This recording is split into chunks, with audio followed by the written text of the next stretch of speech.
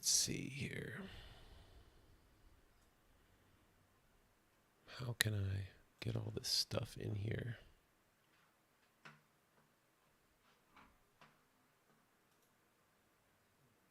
Everything still looks good.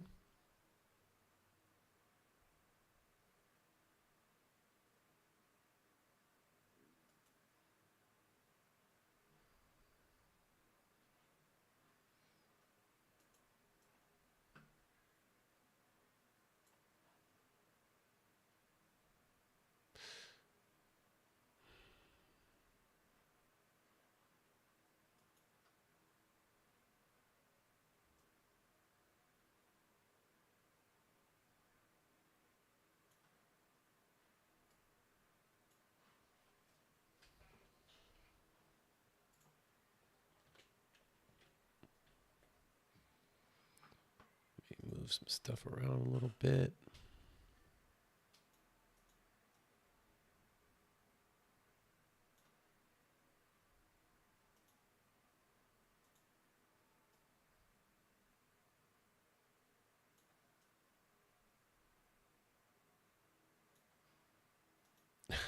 All right, I think that's going to have to do it.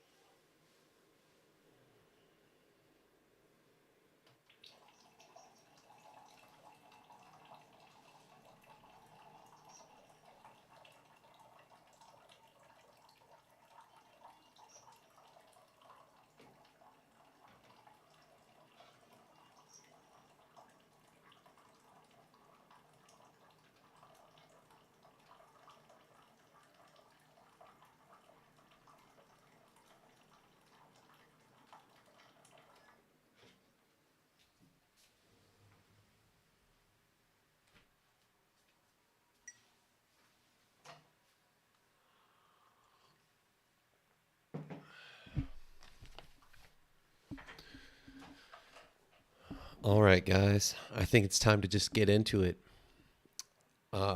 Welcome back to the channel. Thanks for dropping by. This is a live stream currently with 0 viewers, but that's okay. I'm just gonna. I've got some stuff I want to do, so I'm just gonna do it. And if you guys drop by, I've got my chat window open, so I'll be able to talk to you. During the last stream, there seemed to be a little bit of a latency, like a few milliseconds or so would pass before I would actually see the chat, and then I would respond, and by that time it would be, there's kind of a latency thing that I haven't really quite solved, and maybe it's because I'm in Korea and probably the people that are watching it, it takes time for the information to travel. But I would say for all intents and purposes, the last session went pretty well. So I'm trying something new. I really have just felt this strong desire to spend more time with my desktop and stuff lately.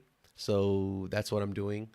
And that's what I'll probably be doing for the next good little bit. I felt, coincidentally, actually, I had made a plan to try and do streams on Saturdays because I happen to be free usually around this time on Saturday evenings. So, I wanted to do some streaming, but coincidentally, just yesterday, Friday afternoon, Affinity released 2.1. I updated all my apps, But I'm not really going to be getting into any of that. I'm just super excited about it. Lots of improvements, lots of new tools and stuff. For the most part, I'm just going to be hanging out and drawing. So I'm going to start that and close this Streamlabs window so I can see what's going on. And then I'll see you guys in the chat if you show up. If not, I'm just sort of screaming into the void. So yeah, let's do it. 1 second here. I got to set up a new profile real quick. Actually, one of the reasons that I want to get doing more desktop stuff. Oh gosh, I got to grab my. No, I said in the last stream about how a drawing glove will mess you up if you're working on your iPad because of the static electricity and the grounding issue. But actually, it really helps me a lot while I'm working on my XP pen. Now, I don't know if you've been following the channel for a while. Or maybe I don't know. Gosh, I don't know when I published the video, but a few years back, maybe less than 2 years ago, actually, I did a little review of the Deco Pro Medium. And what's really cool about this is that while XP Pen has been super busy, creating, they've released like 2 different generations of tablets since this tablet came out. So this one's fairly old by now, but they keep updating the drivers. And one of the things that I talked about in my review that I wasn't a big fan of was that the tilt settings were all wonky when you use the tablet in Affinity Designer. I never made a video updating on that situation, but the tilt works great now, and they fixed it and I don't know if it was specific to Affinity Designer or what, but right now, as it sits, with this driver version 3.4.6 for Mac OS, the tilt works really great. But what I haven't done yet is I've been working in mostly Affinity Designer, and I've started to sort of branch into photo here and there. I don't really have a profile for Publisher because I don't know. I haven't been working in Publisher on my desktop very much. So I'm going to set that up right now, and I just thought it would be cool. Maybe I'll show you guys what it's all about. Actually, for my pen, here's what it looks like now. I don't know how well it shows up on camera, but this thing is it is a modded beast. Okay. Like I took off the buttons. I found a video. I took off the buttons and I found some grips, but it's been really hard to sort of find the right grip for me. Now it doesn't look pretty. But it's super comfy to my hand, and it's so squishy, and it just feels so good. I got it set just the way I like it. Like these little jelly grips are like $1 for 4 at the Mungujam or the stationery shop just around the corner from my house. So I bought a couple of packs of them and put this on here with one of my older Apple Pencil grips. It creates like this perfect, like rubbery sort of cradle for my fingers. I really love it. But I don't even really need to do this, but I just go in and just to be thorough, I just go through and go through all the settings really quick when I set up a profile. So I'm just disabling those. Let me check something really quick. I'm going to save this. My profile for photo looks like this. On the pressure curve working on the tablet is so different, and the sensitivity is so different than it is working on the iPad. These pencils are they're not yet what I want them to be, like these styluses. I really hate the nib retraction, even though it's so tiny. And I'm so excited because I'm thinking about buying the new XP Pen Pro 14, it has like this new pen. They've got this X3 chip. Supposedly it has like 16,000 different levels of pressure. Now, I don't know exactly how weird that would be to get used to, because it's already weird enough getting used to the 8,000 and something on this. But it's just that the difference between the Apple Pencil and these styluses is that this thing doesn't move, and it feels solid and sturdy, and I don't, it, when I tilt the Apple Pencil, when I tilt it to get shading and stuff, I don't feel any wobbling or anything like that, so like one of the main weaknesses of these like retraction sort of systems is that this thing wobbles around and moves, and it's very, I don't know, it's very tough to get used to it. However, that being said, the flip side of that is that I feel like I get much better pressure sensitivity and accuracy out of these. Oh, lately I come home at night and I just scribble around on my desktop, and to try to, I'm basically trying to like get used to drawing without looking at my hand, like looking at the screen. And I have done it far less than I should.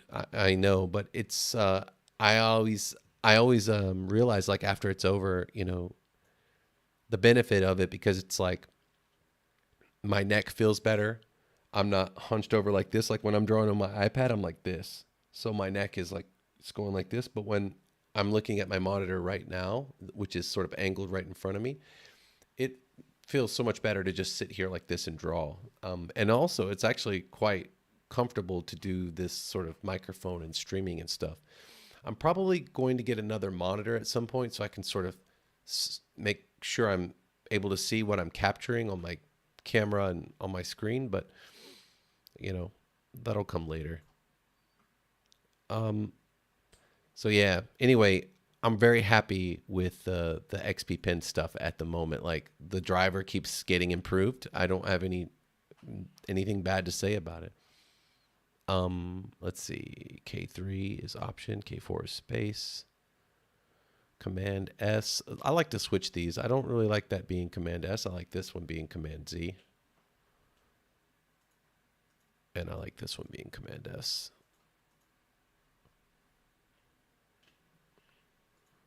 It's just, I don't know why my fingers, every time, it was weird. Even though I read it like this, when I first downloaded this driver and started doing it, I kept accidentally pressing undo when I meant to press save. So finally I just switched the keys and it solved it. I was like, okay, I don't have to deal with that anymore. I like to do, for this one, I like to do create a new pixel layer, because it's kind of it's a really awkward key combination, like Command, Shift, and N. And actually, I'm going to turn off my keystrokes because they don't show up in the recording.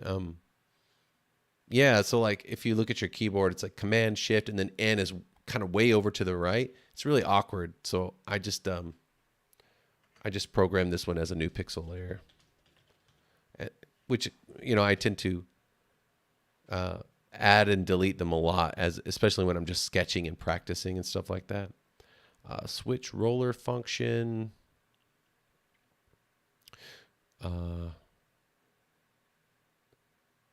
Yeah, well, maybe we'll just leave that in place for today. The roller and the touch. I like to go zoom with the roller and brush size with the touch. Save that. Okay, cool.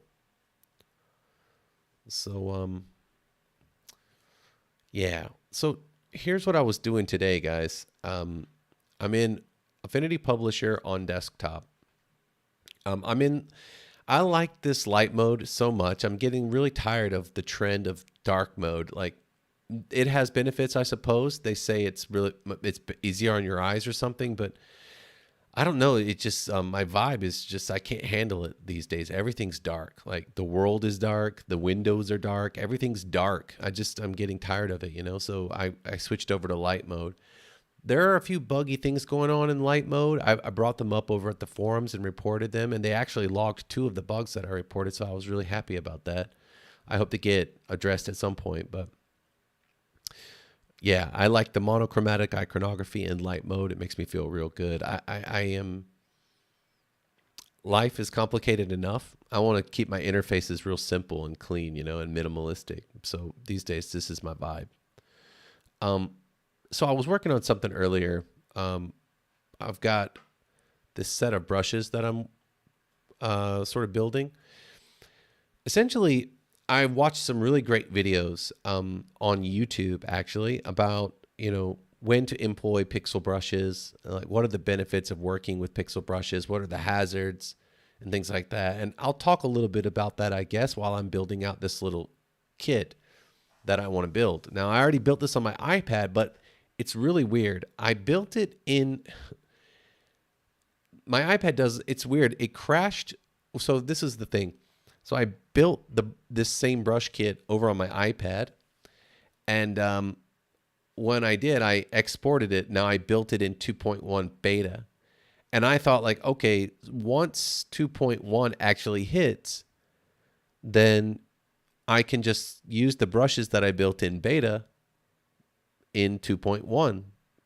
But when I exported that brush kit and I tried to import it into 2.1, it didn't, it was weird. It lagged up the computer. It crashed the app. So I thought, okay, I'll just build the set again really quick. So that's what I'm doing.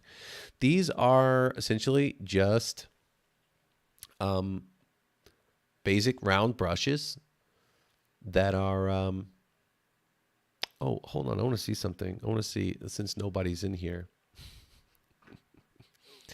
I want to see, oh, there's two guys. Hey guys, whoever you are.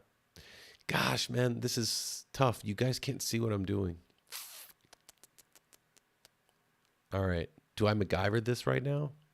I think I have to. All right. Let's MacGyver this. I hope you guys will be able to see it. I'm just going to capture my entire screen. It's going to look wonky for just a minute, but you need to be able to see what's going on, so we got to do it. All right, and then I get rid of the window capture. Get rid of that. Okay. All right. Now you guys can see what's going on, I think. Let me know. Send me a yes in the chat if you can see what's going on. Hey, Alberto. Hey there. Yes.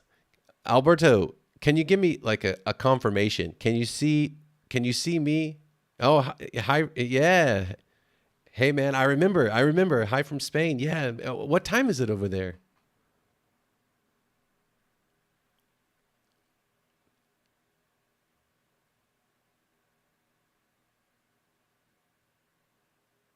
Oh, yes. So you can see the camera, and you can see my desktop, and you can see, like the brush edit window. That's the main thing I was looking for. I wanted to make sure that the brush editor could be seen, because I was recording this in windowed mode, so the brush editor couldn't be seen.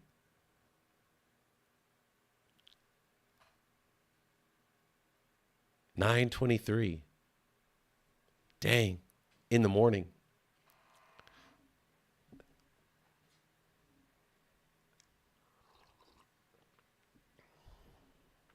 Good morning.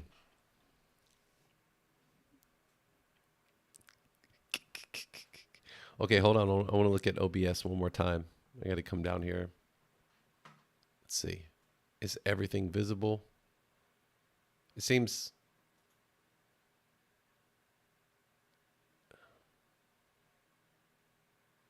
Okay. What about this? We got to move this up. There we go. There it is. All right. I'm going to assume that everything is visible now. All right. So what I'm looking at right here is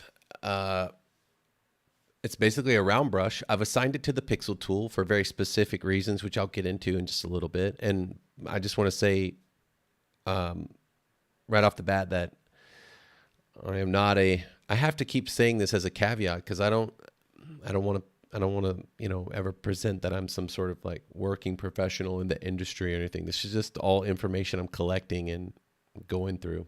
But with the pixel tools and the basically it's the absence of any anti-aliasing on the brush, right? And that's what it's all about. So when you can use any brush as a pixel with the pixel tool, and it basically just removes anti-aliasing from the brush, right? And a good way to demonstrate it is I just go into this dry media where we have like these really beautiful textured brushes. By the way, these days, I don't know. I really wanted to get into the brush building game, but I just feel that a lot of it is just, I don't know. I'm a little embittered about a lot of it. I was really trying hard to like get into it, but I feel just crushed by like the bigger brush building people. But at the end of the day, I realized like it doesn't really matter. That's not really what I want to do. I've been doing a lot of soul searching concerning all this, like YouTubing and brush building and all that. But the brushes that Affinity has installed are just awesome. They're really nice. They just keep getting better and they keep adding cool stuff. I hope they just keep expanding it. I'm really enamored by a lot of the default brushes. Anyhow, I'm building these for the specific utility of having a set of, pixel brushes. But like, for example, if you don't know anything about it, if I go over here to the dry media, let's draw something out with the paintbrush tool. I'll draw this out with the paintbrush tool. Maybe I'll expand it a little bit. Oops, sorry. Oh yeah, by the way, in 2.1 we get this really nifty new thing where we can see the brush names. I really like this. It's really beautiful. I like remembering. I want to remember the name of the brush. It's important. Even though we also have this nifty new little deal. This has been in since 2.0, but you can see the brushes that have been used to paint onto the layer, which I think is just awesome. Yeah, anyway, I keep stopping to talk about how awesome stuff is, nothing ever gets done, but that's okay. If you just need some company and you're just having some coffee over there, Alberto, I hope you're having a good time. So yeah, we get this nice texture, and the way that it's able to be rendered, right? It's like I'm in a 300 DPI document right now. It renders it down to the pixels, but you can see all these like sort of gray tone pixels in here. Those are aliased pixels, I suppose, as the whatever, the whatever process or algorithm that's running this thing is basically trying to sort of render those brush images onto the canvas as pixels, which is really cool. But if you take this same brush and you use it with the pixel tool, check out the differences.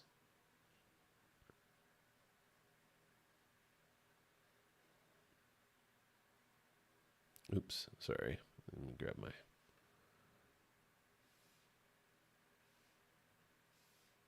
It's a little weird, isn't it?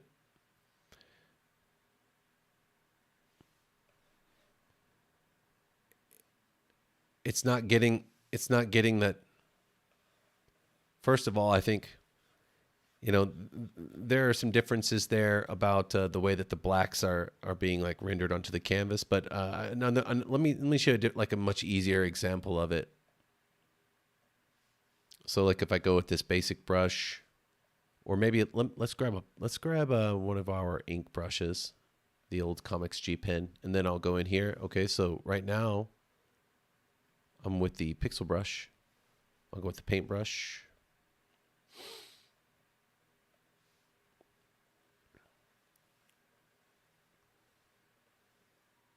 Let me zoom out a little bit. So you can see there's a few jaggies in here, but if I get in real close, you can see those anti-aliased pixels there, those gray tones, right? Oh, and another cool thing, I've been talking about this in the forums too. I hate this. I don't like that this this sort of outline of the brush image. I don't like that. You can change it all in the settings, but you can just get your crosshairs by pressing caps lock. I'm actually going to turn that back on so you guys can see my keystrokes. Position, we'll put it down in the middle. So like this, caps lock will give you your crosshairs. I prefer the crosshairs. I don't like that resizing outline of the brush image. It's really distracting, especially like when it's like flopping all around. It's just I want to see exactly where my cursor is. I don't like it. Anyhow, I go in here. I'm going to zoom out a little bit. Those grayed out pixels make this line look much smoother, right? But if I take the same brush and select it with the pixel tool, you can see all the jaggies in there where those little gray pixels they're basically non-existent. And it looks rougher, and it looks, at first, when you see this and you're not used to seeing it and you don't have any experience, my reaction to it was just like, oh, this is hideous. Why would anybody do this? But I realized that like when you zoom out like this, when you're actually viewing it at the size it would be represented on whatever medium you're going to present it on, like maybe I'm going to export this as a JPEG, or maybe I'm going to have this printed somehow, So like, whatever is going on with this, there's no way my human eye can see those pixels like that much, like I can see them right here. So you can see the difference, right, between the aliased or the anti-aliasing and the no anti-aliasing. And you get what I have been called jaggies, which I really like that name. It's kind of cute. I got my jaggies. But one of the main things is that, when you come in, when you want to do some work, like, for example, with this, if I want to grab my flood fill tool and fill this, which maybe I need to go over here and grab some color. It's so easy because it's not computing any anti-aliasing or anything like that. So it's like if I'm doing like comic inking, I can get in there and fill that super easily. I'll just do a few more examples of it. Like I'm gonna just haphazardly throw down some shapes with a really thin brush, like the 4-pixel brush.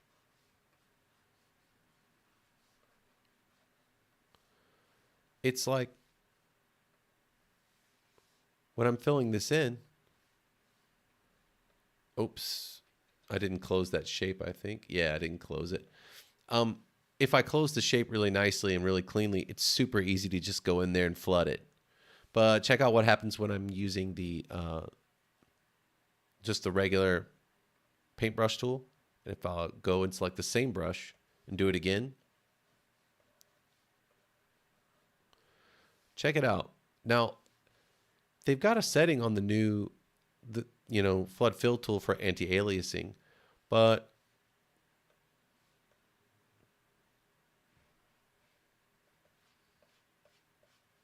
check it out. We still get like a healthy dose of haloing.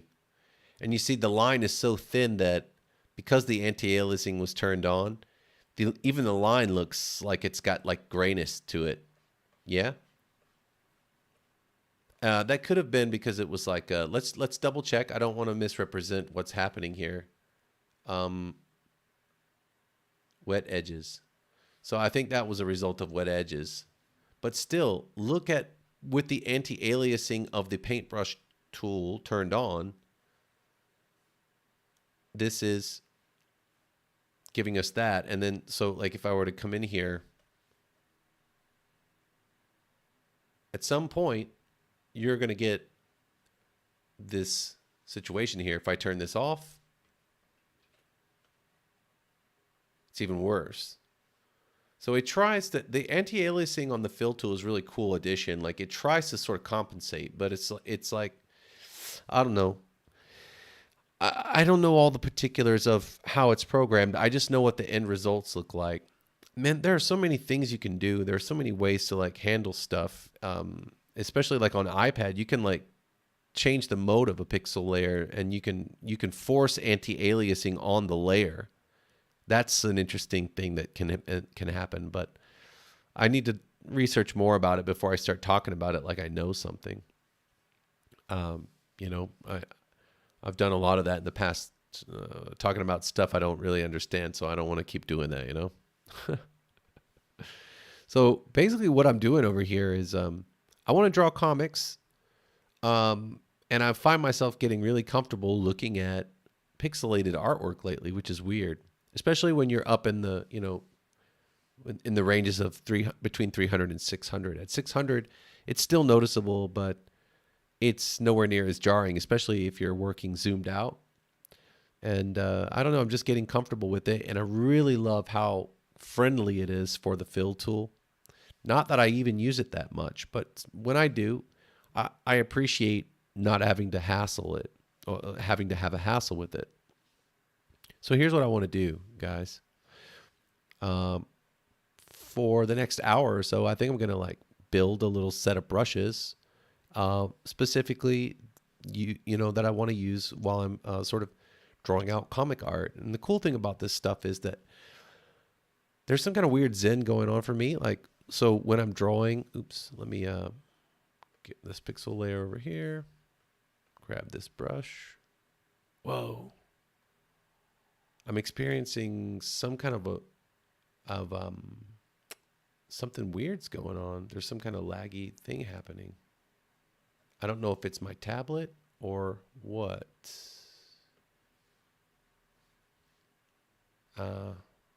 Did you guys see that? That was weird. Let me start a new document and see what happens.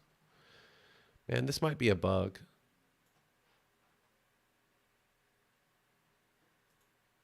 All right, one more time. New document. Let's make it a little bit smaller. Let's go to B4. We'll go no facing pages, one page, no margins, no bleed. I don't care about any of that right now. They're linked. That takes care of it. Get back into photo persona, grab my brush, lay down a few strokes and see what happens. Okay, we're back to normal. All right, that was weird. I don't know what that was, guys. I can't explain it. Anyway, let's get into it. All right, here we go again.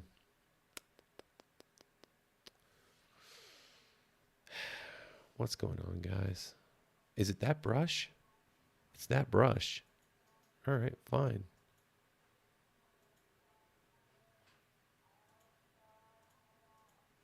Let me grab another brush. We'll turn on.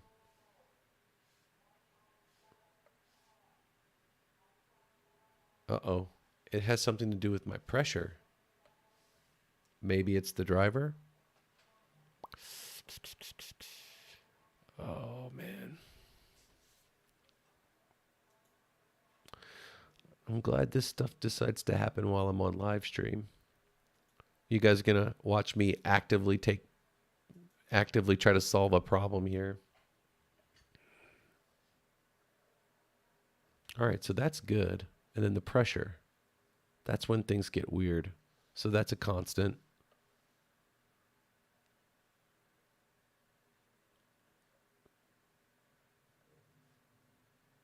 Huh. What if, okay. So then, is it my tablet? All right. Let me go here. Diagnostic tool. Maybe something weird is going on between the driver and the new updated software. That could be an issue. Gosh, man, that's awful. Sorry, Alberto, and whoever the other person is that's watching the stream. All right, let's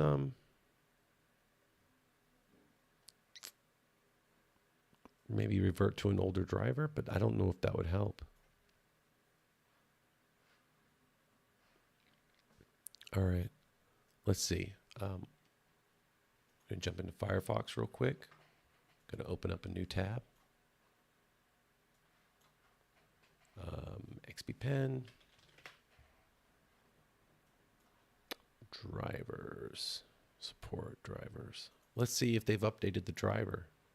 Like in the past couple of days, maybe I don't know about it. The latest driver that I downloaded was from last month, so it seems like I shouldn't be too far off. Deco Pro. Yeah. So they're offering a second most, like I guess most recent one. This is the one that's installed. Maybe I go back.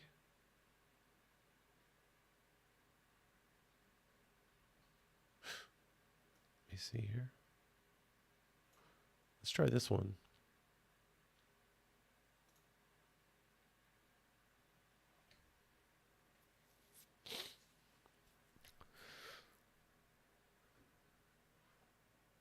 Hey, thanks, Alberto. I really appreciate it, man. Yeah, it's I'm just trying to have a good time, basically. Like, I don't know. The digital landscape is like it's like the Wild West out here right now. You know what I mean? Like on YouTube, Twitter, Instagram. It's like everybody's trying to strike out for gold. And everybody's rushing in different directions and talking, and it's like I can imagine that's what it was like during the gold rush. I mean, it's been like this for years, but it's just getting weirder now. Like AI and technology is changing so fast and so rapidly, and then like the situation with different software companies and like the models they're using to sort of try and attract customers. It's like a giant battleground out there, and everything's just so wacky. I don't quite understand all of it. All right, hold on. We got to get into our downloads folder. We're gonna open up that driver.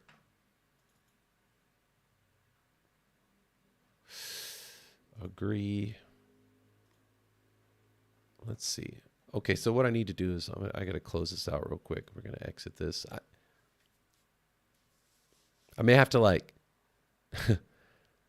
I don't know if this is going to ask me to like get into any like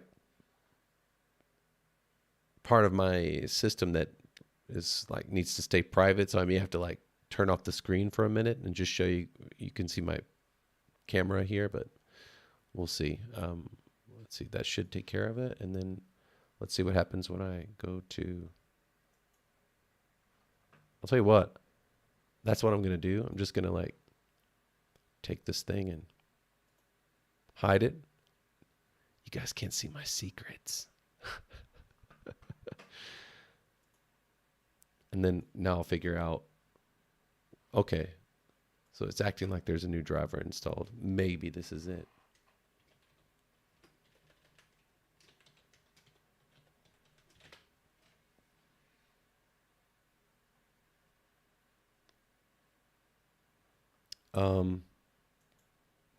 Yeah. Pen tablet would like to access your folder. Okay, no problem.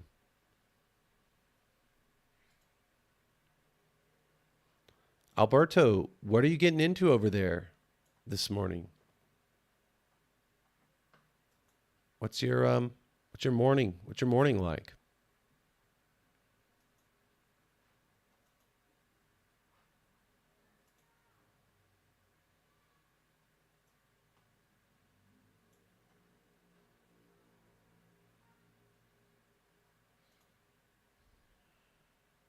Okay, everything looks the same.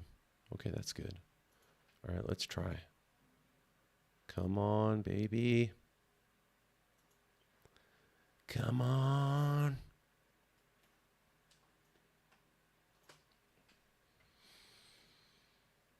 I know you can do it. And you can't do it. It's weird. It's like there's a delay. And I don't think that's because I'm streaming. I think it has something to do with the driver or something like that. And it's definitely related to pressure, right? Because when I turn it off, it's fine. It's fine. Yikes. Well, everything that I wanted to do today happened to be linked to pressure. So that throws a huge monkey wrench in my plans. Ay, ay, ay, ay. Maybe not. We can just explore a little bit for the next couple of minutes. My wife and I are going to go out to dinner, in about 30 minutes. So anyway, let's forget about what I wanted to do and just take a little tour. I don't know what the deal is with the tablet, guys. In fact, I'll try one more thing and see if it works, but I don't know if it's going to work. So what I'm going to do is I'm going to disconnect my tablet, which you can see here. Okay. I'm going to reconnect it. All right. Going to go to my pen settings and yeah, man. I mean, it feels good. It looks good. It feels good.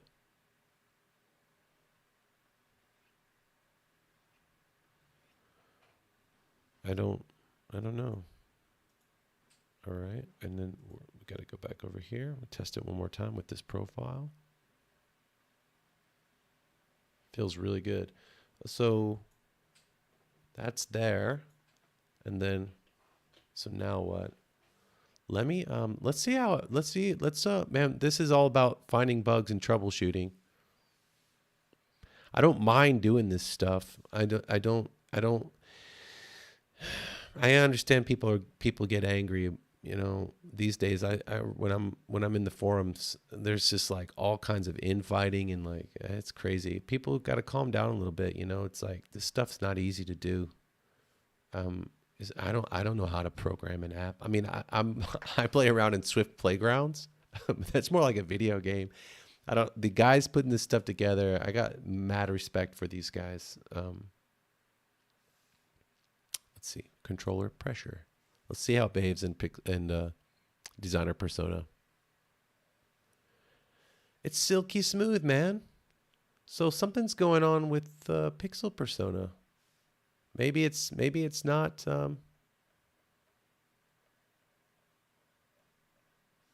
Maybe it isn't, an issue with my tablet driver after all.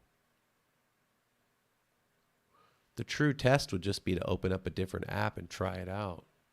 Shall we do that? Shall we? Let's do it. Here's what we're going to do. We're going to open up Designer 2. I'm going to have to change the thumbnail. Instead of Sketch Jam, and it's going to say like, I don't know what it'll say. Oh yeah, I was playing around in here earlier. What do I got?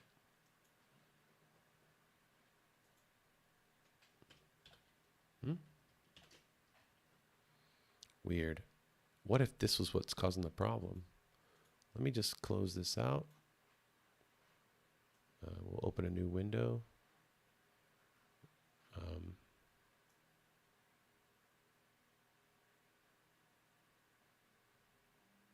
Go B4 again. Don't need any of this.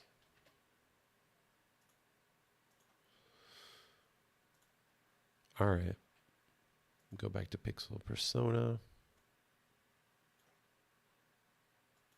All right. So this is what I was working on. Let's see.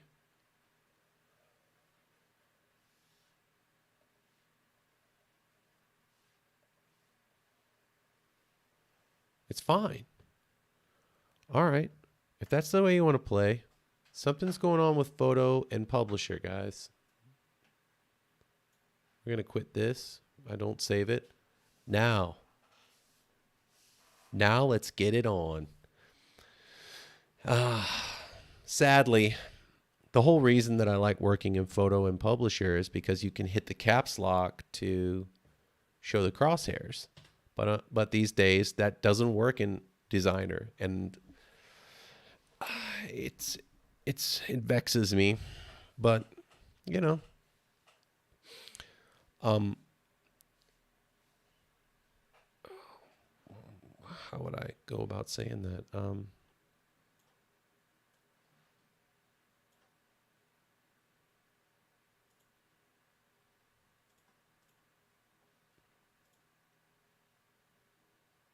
Such is life. You know what I mean? You can't always get what you want. Sometimes you get what you need. That kind of situation. Putting all this stuff back. Okay, I see. Color Studio. Stroke Studio. Swatches. Where are my swatches? Who swatches the swatchman? There we go. Let's bring this guy back over here. We'll put it into medium. Appearance. There we go. That's good enough for me for right now. I feel like effects can come up here behind layers, and so can styles. And so appearance can come back up here where it belongs. Assets can come over here behind the brushes. And I think we're nice and cozy now. We don't have to mess with much more. All right, let's have some fun with these brushes. Now that we got pressure working the way it's supposed to be. All right. So what I want to do is build a few different brushes that I can use to quickly, scratch out some comic stuff without too much hassle and, not caring too much about, the fineness of it. I'm trying to embrace the pixel stuff so that I want to sort of get comfortable with it. So I'm going to duplicate this. I'm going to create a general inker first. Now, it looks all super blown out, but actually, I don't want to do that. I want to reset that. Did the wrong one. We want this one to be 128. And then this one, you name this, we'll just call this one a round brush. I want to show names because I like that feature. And we'll just rename this one, we'll call it General Inker.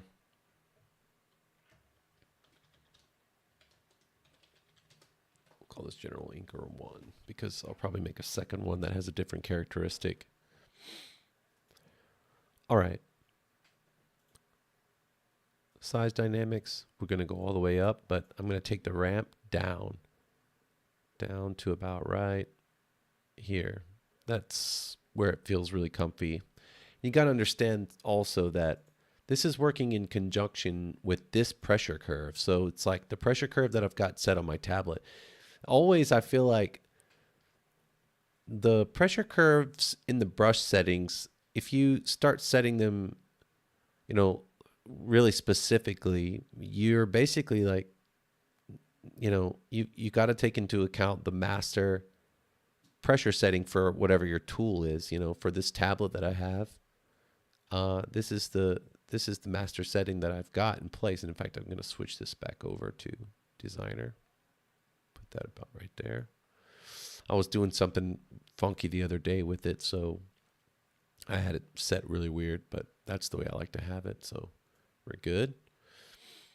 And so, like whenever you're setting this, I really like how on desktop you've got all these profiles in place. It's really nice. And so if you want to change it back to something different really fast, you can do that. But on iPad, you kind of have to play with it a little bit. It's but there's that. Okay, so this is one that I want to do, and it basically gives me that ability.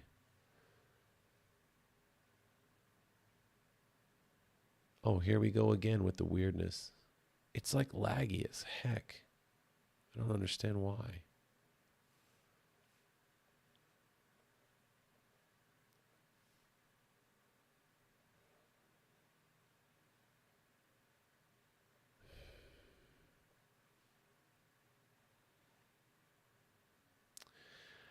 Alberto, anybody left in the chat? I think I gotta hang this up. I gotta hang this up and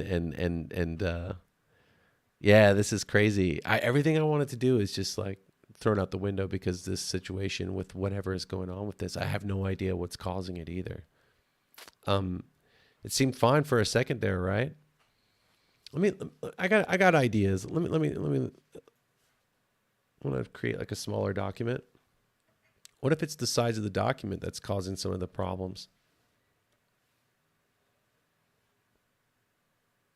Nope. It doesn't matter. Okay, so how about this? What if it's the brushes? What if I go in and go and reset the brushes? I'll reset them. All that stuff that I made, just throw it out the window. Seems normal. The pressure seems normal. All right, let's take these. It seems normal. So it has something to do with the brushes that I started those brushes in Affinity Photo. So what, I don't know if that's the reason they're so weird. Oh man. We've gone down a rabbit hole, folks. All right, let me create a new category.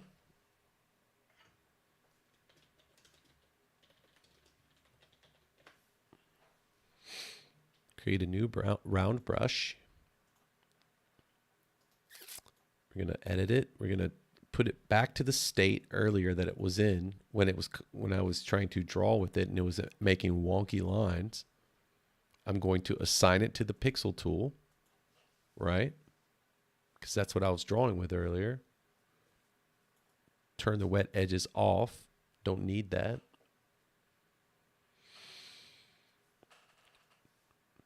Normal blend mode. None of the other settings matter. Maybe the spacing can be set down to 1. That doesn't quite matter either. I would say, like, I don't know. I would love to be educated by even someone at Affinity. Like, why would they? I don't know why they started at 15 like that. Like, I don't know what it does for the brush. I don't know if there's some kind of technical reason. Like, does it behave differently? You know, I believe it has something to do with anti-aliasing, but I can't be sure. I don't know. I've always been curious about that. Like, it seems like, wouldn't you want it to be as tight as possible? Maybe not. I don't know. Anyway, I'll set it down to 1 just to do it. And then let's see what happens. No lag, no jack. So that's weird. And we're using a pixel brush. The reason I like working with pixel brushes too is it's really cool. It's got this alternate mode here, right? Alternate and erase. So it's like I can just hold down Alt and get in there with it like that. It's really cool. It's really fast. So it's like you don't have to switch tools to erase. I hold down Alt and I can switch to the alternate mode, which is erase mode. It's got several different modes. Background color, undo from snapshot. That is really cool. It's almost like an object eraser, right? It's like you draw a line and then you undo from snapshot. Let's try it out. Like this. Undo from snapshot. So, you must nominate a snapshot history entry before using this mode. Oh, cool. I've never used it. That was the first time I ever tried it. It's probably a first time on camera on the internet. All right, cool. We're just going to pretend that I wasn't about to give up and we're just going to keep going. All right, round brush. Great. So the next brush that I want to build is around the same size. So I'm just going to duplicate this brush. But what I want to do is I'm going to build a couple of spike and javelin brushes, maybe a few other brushes that I might want to use for various types of comic book related shenanigans. Nothing particularly special, just fun stuff. So we'll edit this brush. So what I'm going to do is I'm going to go to the dynamics, and I'm going to turn on the distance controller, right? And actually, I'm going to, in fact, I'm going to actually reset this and close it and then edit it one more time. Or actually, just to make sure we get the same, I'm going to duplicate this brush. And yeah, okay, cool. So I'm just going to change this over to distance. And so with the distance set at max 100, this thing's going to go a really long time. It'll taper this, over a long time, but I wanted to taper it over a short time. I've talked about this in the past. I had a really interesting discussion with Mr. Limoncelli about it over at Dow Brushes. I only talked to him a few times. I don't know him personally. It's just really cool dude, really nice, and really insightful about all this stuff. Anyway, even this seems, when you draw out the spike with it seems a little large. So lately I've been using like values like between 5 and 10. So like if I go down to 9, check it out. Now, pressure doesn't have anything to do with it. Oops, let me grab this.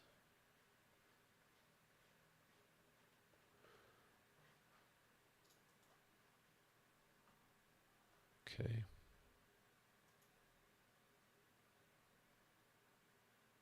One second here. Let's see. And also I wonder, is this turned on or off? There we go. That's what it was. Okay.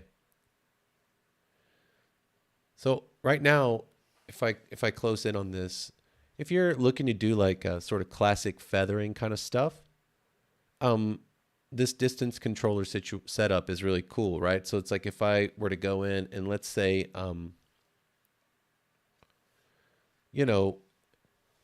not a, let's say we've got like some kind of a muscle situation going on here. Like maybe this is some kind of a chest muscle. These are like a clavicle bone or my anatomy is getting atrocious. It's been atrocious, but I mean, talking about it makes it even worse. But anyway, we go in here. And now I'm not using any kind of pressure to create those feathers. It's really simple and really easy and really useful. You just go in, go to dynamics, make sure the curve is going only one way. You can create all kinds of different spikes too, which is really cool. So for example, I'll just call this one spike 1. And I like to always mark whether or not it's thrown or pulled. These are pulled, right? So we'll do that. And I'll call this one spike thin pulled. And then let's make another one. I'll duplicate this one. And let's fatten it up a little bit.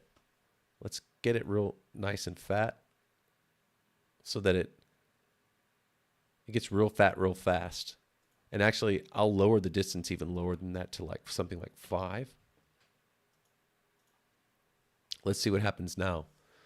I'll go back, draw like a, maybe some kind of a weird like bicep situation, like out of control, like Arnold from the 80s situation going on here. And of course, something like that. You just have to imagine that there's like a forearm going like, yeah. Like, anyway, let's check out this. Right? And now my idea for this stuff is that, like, you know, I'm sure I'm not the first person to think of this. There's probably 100 people doing this right now, but they don't have YouTube channels and they don't have time for it. And that's cool. But this is cool, right?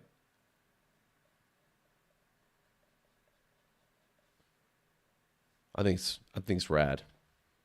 And there you go. And then you've got, you know, some situation like that. And so, like, you can just create like an infinite variety of different sort of utility brushes that can really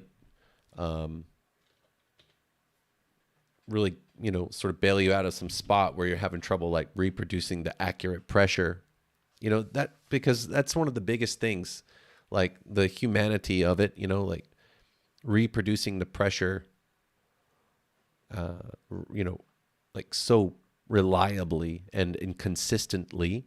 This helps with that kind of stuff. Let's create another kind of brush. For this one, I've been calling this this type of brush. Oh, Stream Dr. Doug. Hey, did you just show up?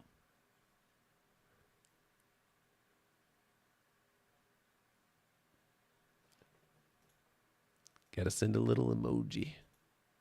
Hey, man. Nice. Oh, man. I was having some issues. Alberto has sat here with me through some kind of weird pressure bug going on with some brushes and photo and publisher. I don't know what was causing it, but anyway, you showed up at the right time. It was not a pretty first, you know, half of the stream, I suppose. I hope everything's going well for you.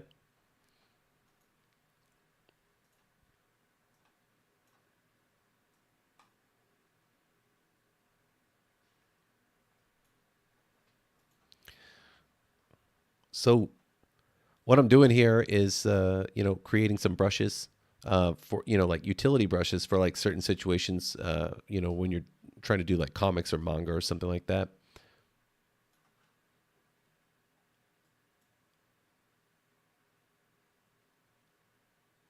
Yeah, the 2.1 update. Uh, Man, on iPad, I'm really loving a lot of the changes they made. But strangely, I really wanted to, you know, work on desktop lately and sort of practice using my tablet, because it's not, you know, it's a screenless tablet. So that's what I was gonna do today on the stream. But I kept running into all these different bugs and stuff. So it's like, or I don't even know if they're bugs. It's just weird things happening. So yeah, man, I'm excited. I'm so happy that everything's going so well for Affinity. You know, it's good times.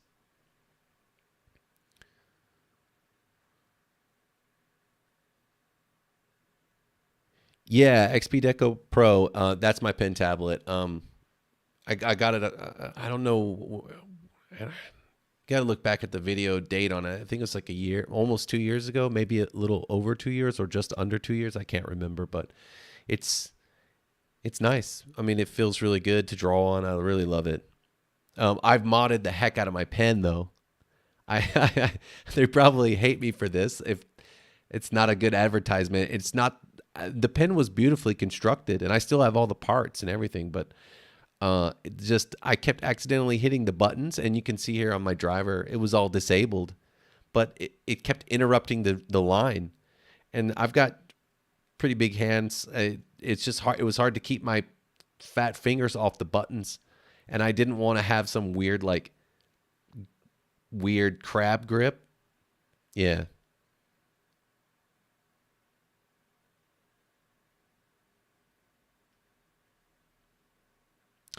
Oh, but Stream Doc, I'm on Mac OS.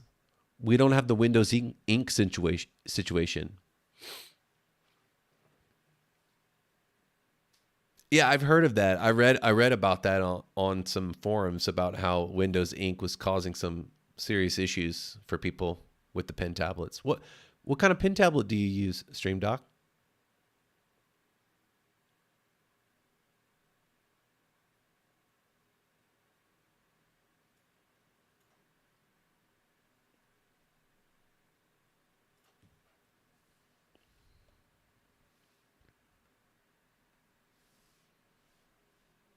Let's see here. I'm going to tighten up my window a little bit so I can see what's going on in the chat. Here we go. Ooh, Canvas 22 Plus.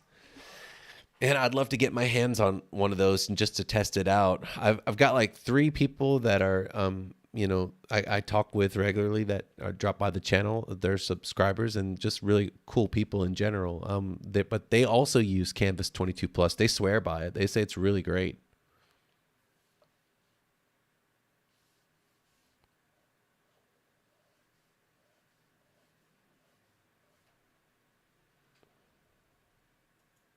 Actually, I like that link a lot. I'm going to change it to 7 real quick and see what happens there. It's not a big difference, but there we go. Yeah. It's good stuff. So, Stream Doc, I'm just basically...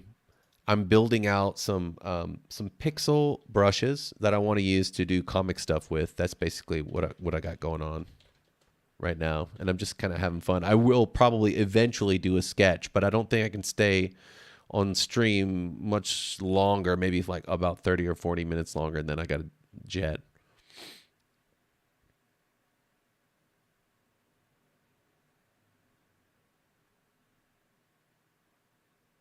Yeah.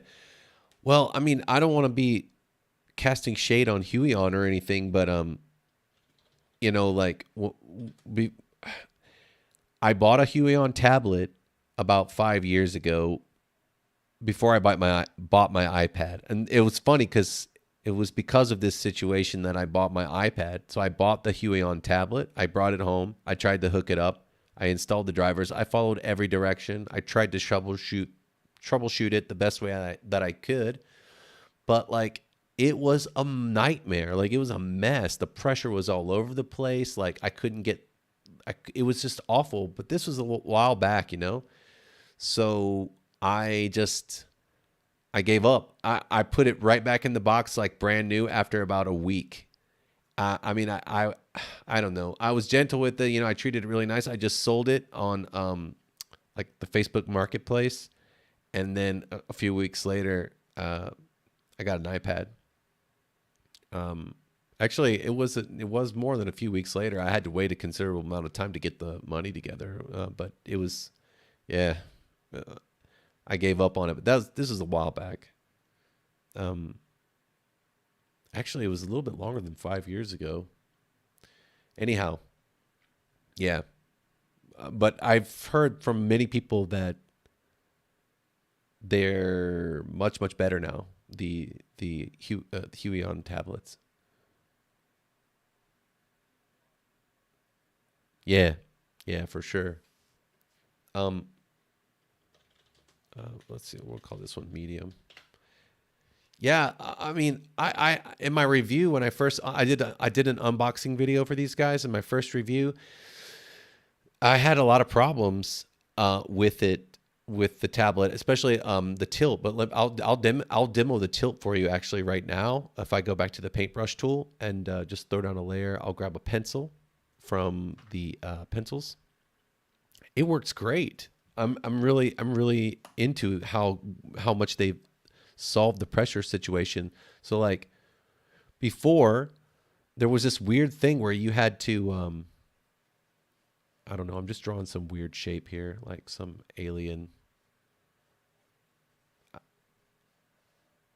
creature shape, maybe some sluggish shape. I don't know. I love these shapes like this lately. I've been drawing them a lot, but yeah, like there was some weird thing, but now like I'm getting great response from the pressure or from the tilt. And that was one of my biggest things. The tilt was really just non-existent. And you had to like set it up with this weird situation with like the angle input, and you had to reverse it. It was just a nightmare. But then I don't know. In some random update, they solved it. So whatever they did, I was really happy that they did it. I love it now. It works great.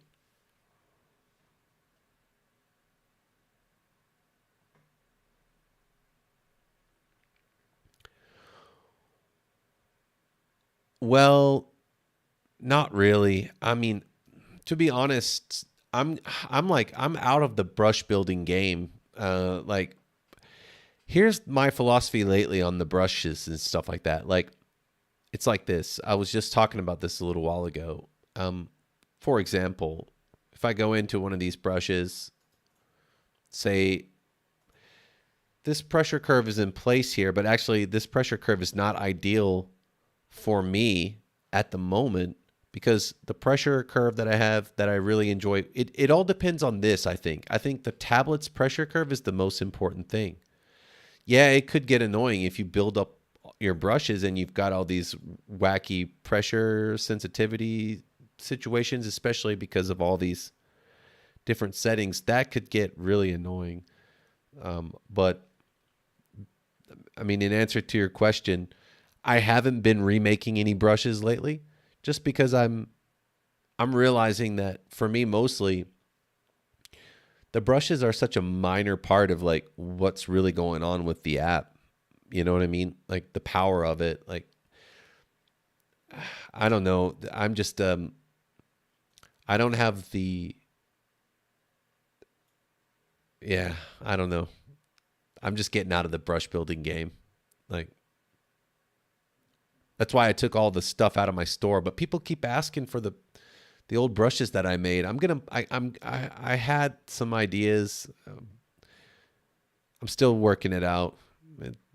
I was going to put up like a bundle or something, but I don't like it because it's like all the brushes are there and I don't have the time to go back and like sort of, what am I going to do? Like think of a system, I guess, that like rebuilds all the pressure curves, like all the special settings, you know, for all these curves, or just leave them all. If I leave them all like this, then the actual way that the brush performs is going to be different for everybody based on their tablet's brush settings. So that's so weird, right?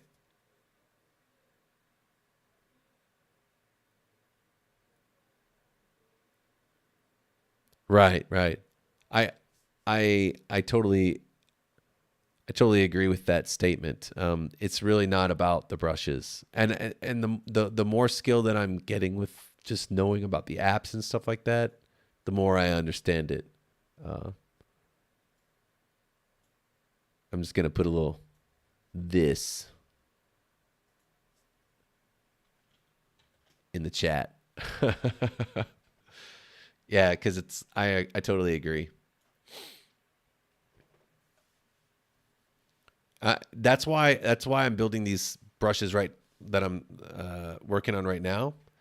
Uh, I've So I was talking about earlier how working with the pixel brushes is it has the advantage of being really well filled by the fill tool, even without the anti-aliasing turned on. So like if I want to go in here and color something,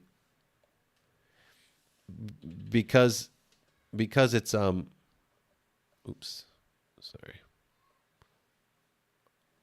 Oh, let's see, shortcut keys.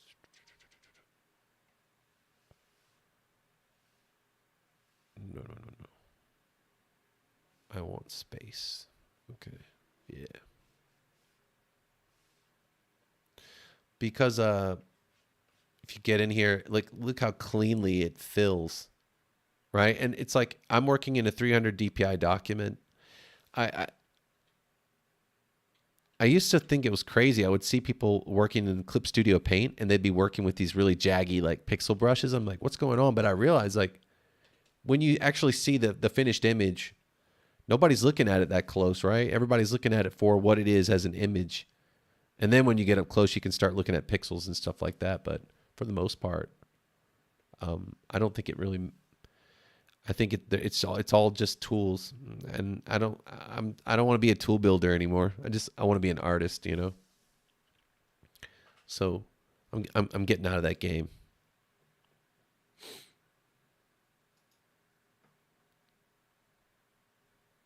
Let's see. Just gonna continue building these little utility brushes that I got going on here. We got that.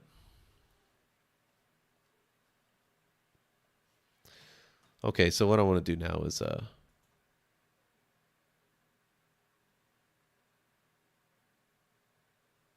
right. Totally. Yeah.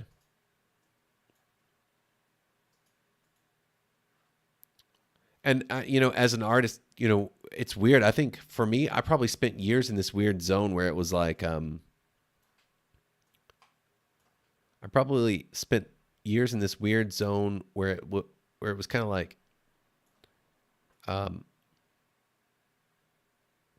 how do I say that? Like I would zoom in and zoom out and zoom in and zoom out. I was probably doing a number on my brain's processing of it, you know, like trying to design my brushes, like trying to design the brushes, trying to figure out what was best for me to work.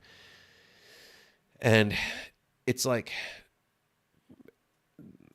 it's not like I was in an apprenticeship with anybody, so I didn't have like a reliable source of information, you know, to that I could like go back to and say to myself like, oh, you know, it's like,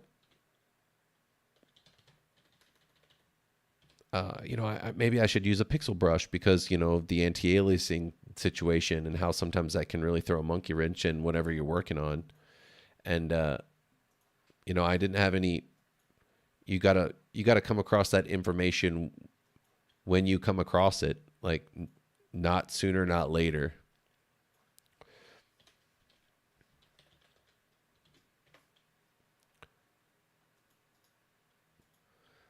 Right now, I'm just building up a bunch of utility brushes to sort of use.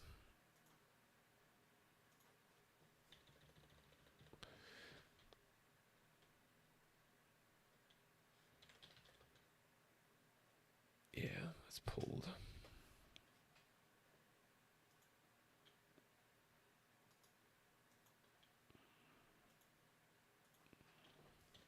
It's hard to come up, you know, I've got to come up with like a better sort of naming system for brushes. Let's get some, we'll make this one long.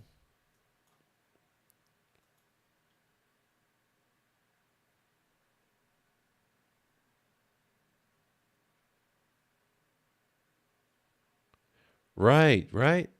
Yeah, man.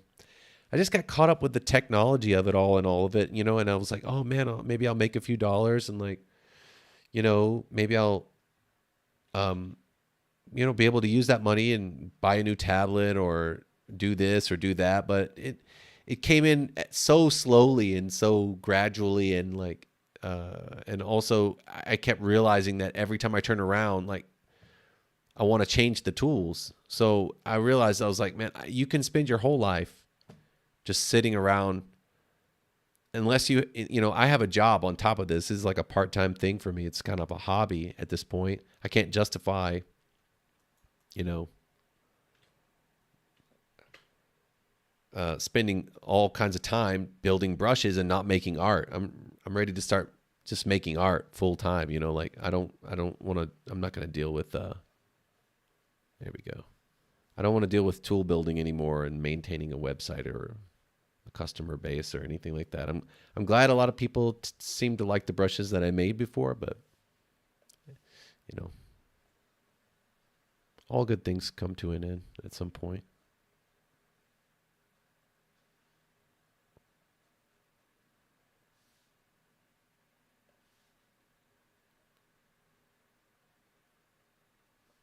Yeah.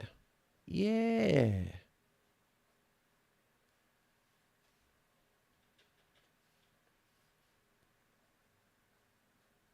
Man, I could even go shorter. Let's go short. Like, let's see how short is. Wait a minute. I love the distance controller. I gave Affinity a few different ideas that I had about like giving us more options where the pressure and strokes are concerned. I don't know if they'll ever implement them, but I hope they do at some point. Oops. I have all kinds of ideas about the pressure curves and the vector brushes because I was really hot, for vector brushes for a while. I was just like, oh, I just want to do everything in vector. It's just so cool. Like I'm still into it, but right now, these days, I find myself realizing that, pixel art is very efficient and there's different places and times for everything, Man, I feel like I could even get shorter. Is this? Yeah, that's the reason that's not happening. Okay. All right. That's cool.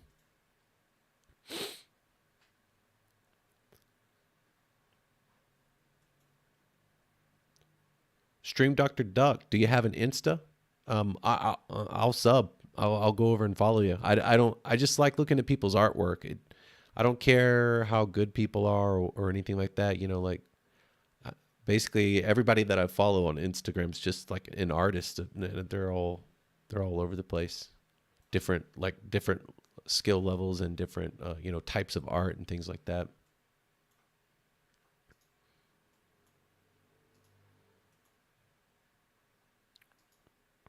Just building up a little library here.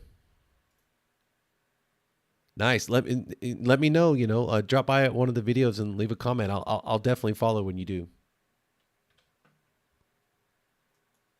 What about is Alberto still in the chat? Alberto, you got an Instagram?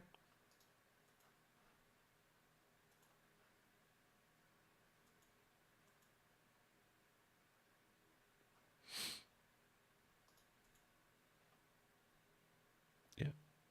Okay, 4 pixels. I want to stream Doc Duck. Yeah, that's kind of the goal. I want to get on every Saturday and stream, like just random, just hanging out. It's just a place for people that use Affinity stuff that want to just hang out. I'm not going to be doing anything. I don't want to make promises I can't keep, but I definitely just want to. I'm going to try to stream every week on Saturday, doing something. All right, Alberto. Yeah, I was just checking to see if you had an Instagram, man. Let's see. 4, 6.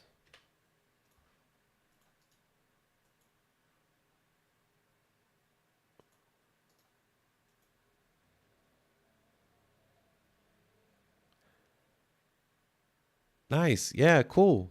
That'd be great. Yeah, I mostly I just want to stay excited about art, and I want to continue to sort of carry the Affinity banner. You know what I mean? Like they're so awesome. I really love this software. Like, what am I doing? I want to edit the brush. I want to make sure that I don't know. I don't think I'm exactly a great role model for them, but like for their company or like a representative or anything like that. But I'm a fan and I want to make it known. 1 second.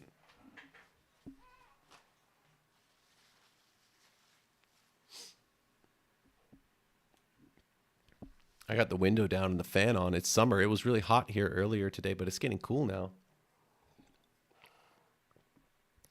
10:27 a.m. here. Yeah, it's 5. It's almost 5. It's 5:28 here. Gonna meet my wife at about 6 for dinner.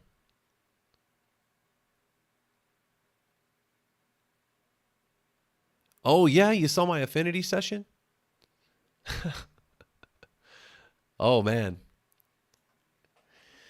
And I got a lot of mixed feelings about my Affinity session. I really wish that I had known more. I wasn't ready to be put on their channel, I think. Although I was so happy and my wife was so proud of me for that, and I really wanted to do my best, but I feel I it was I don't know. Thanks, man. Oh, hello, Red Apple. Oh, nice to meet you too. Let's see.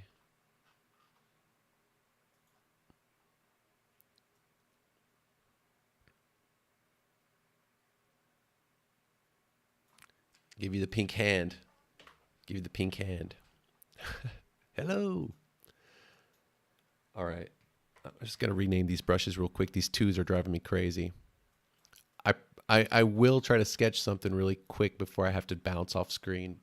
But it's cool that I don't know about you guys, but for me personally, like I love going to streams and just sitting in the stream and watching the chat and like, listening to people talk. And I like, you know what a great YouTube channel is? If you don't know it, I definitely highly recommend it. Color with Kurt. That guy's awesome. He's so amazing, and he's got all kinds of insights and skillful, tips to drop. I love that dude. I love, just hanging around his streams, like picking up tips and stuff.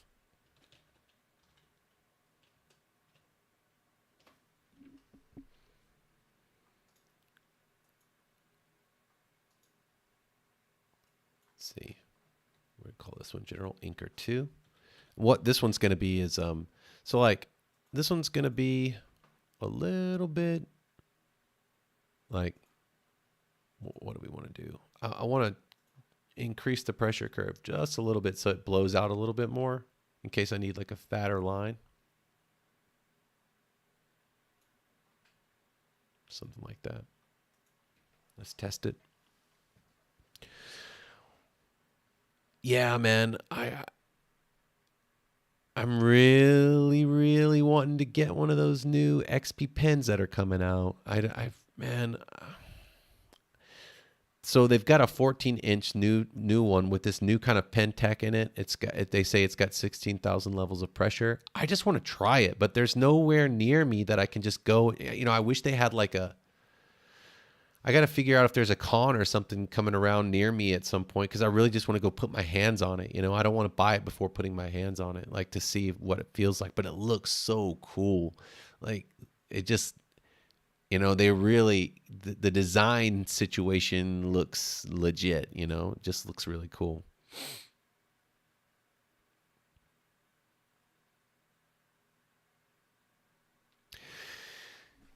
Yeah, I don't know. They say that they've got some really, if you go to the forums, they've got some really neat, like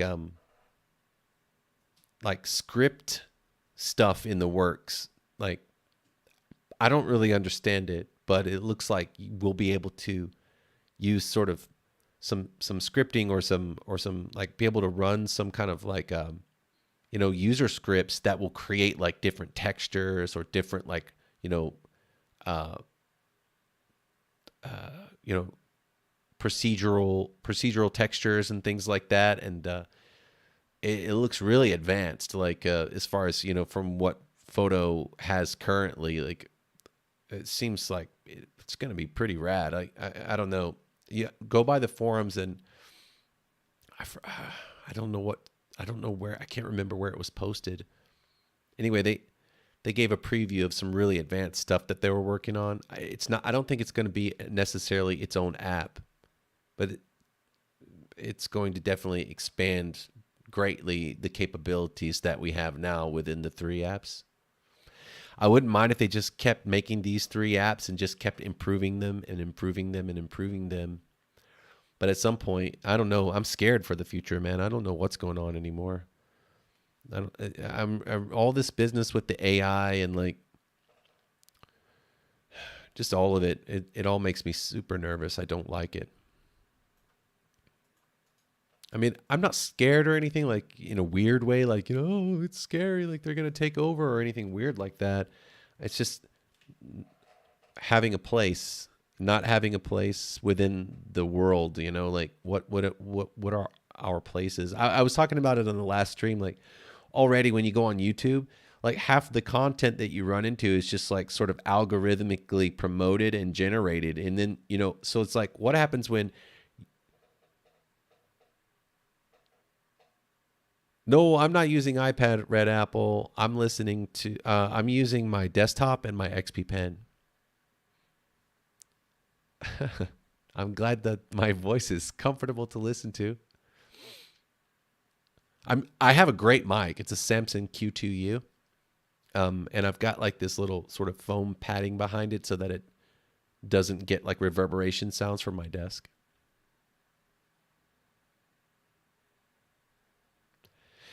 These glasses are anti-blue light. So the blue light's getting reflected off the glasses. That's what these are.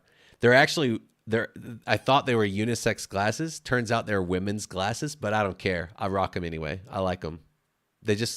They're really comfortable, and they have a big, like they're nice and big and circular, so they have this big like wide coverage. They're my favorite glasses. Yeah, I was having trouble with my eyes, and I don't know. A lot of people, there's like embattled people. Like whenever you tell people that you wear blue light glasses, somebody snarkily always pops up and it's like, "Oh, there's not much science to that. That's still up for debate. Those might not even be working." And it's like, okay, man, that's cool. But if it does work, I still feel better about it. So I don't know. I think there is something to it. I feel better wearing them. That's just me, you know?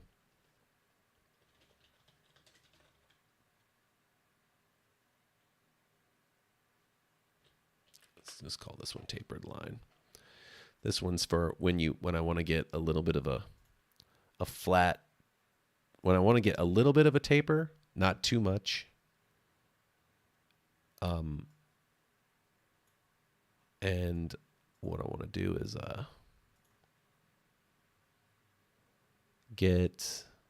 let's see, I need my shape to be at around 50. Let's go 25. Let's go 1. Yeah, so it's kind of like a flat. Actually, I'm going to change the name of this one. We'll call this one like broad tip, like a marker. But, it's an unrealistic kind of a brush, I suppose, but it's okay. Yeah, cool. We'll do that. And then I'll sort out the pressure curves on these. We don't need anything fancy.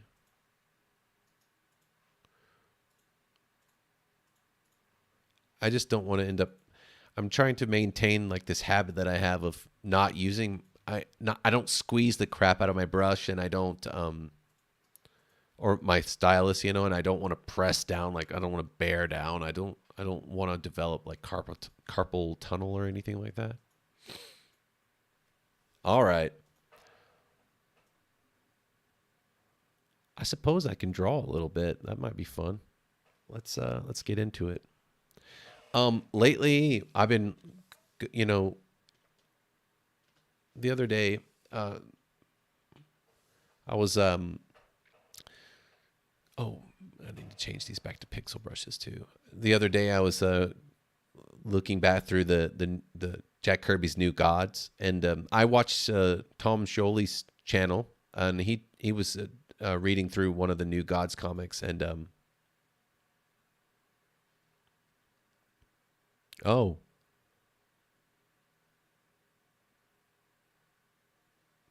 Yeah.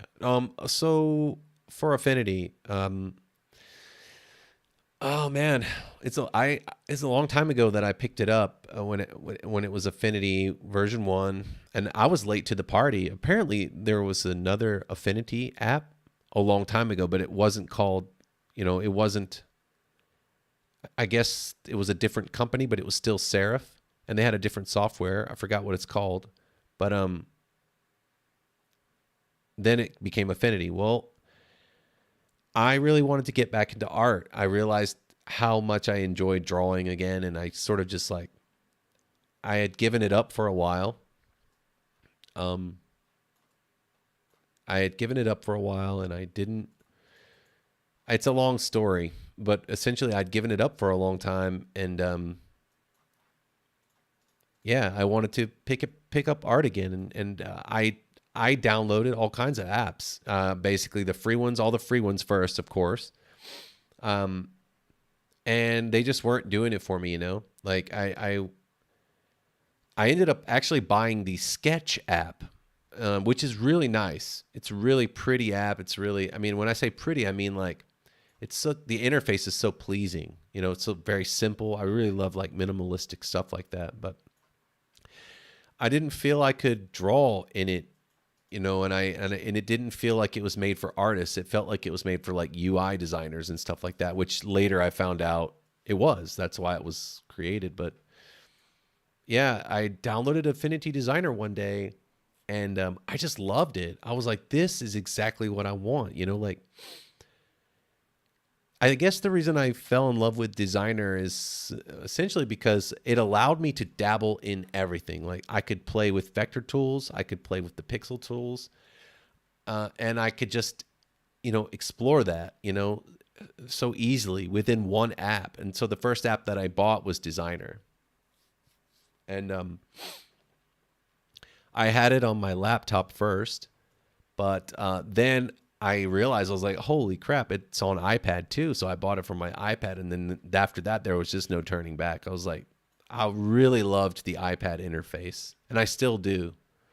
But I guess I'm growing out of it or something like that. I really want to start doing desktop stuff more. Just because of all the it's just, you have a greater, you know, you have greater options and more tools and things like that that you can use. And like sub brushes is one big one. I don't know when they'll ever bring sub brushes to the iPad version, but if they do, that's going to be exciting for everyone. That's one thing I always wanted for the iPad, which hasn't happened yet, but you know, you can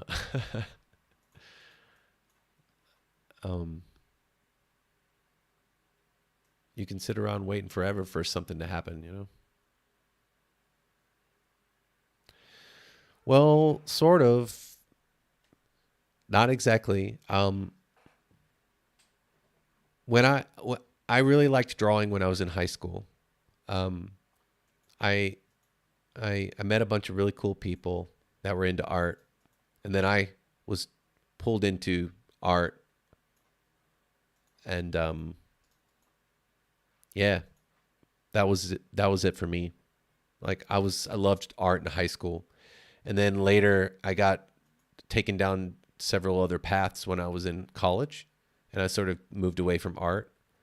And then after college was finished pounding me into submission, you know, I needed art. Yeah, so um, that was it. Yeah, I liked art in high school, and then I gave it up for a while, and now I'm back, and I found designer. That's basically the story, without any dramatics.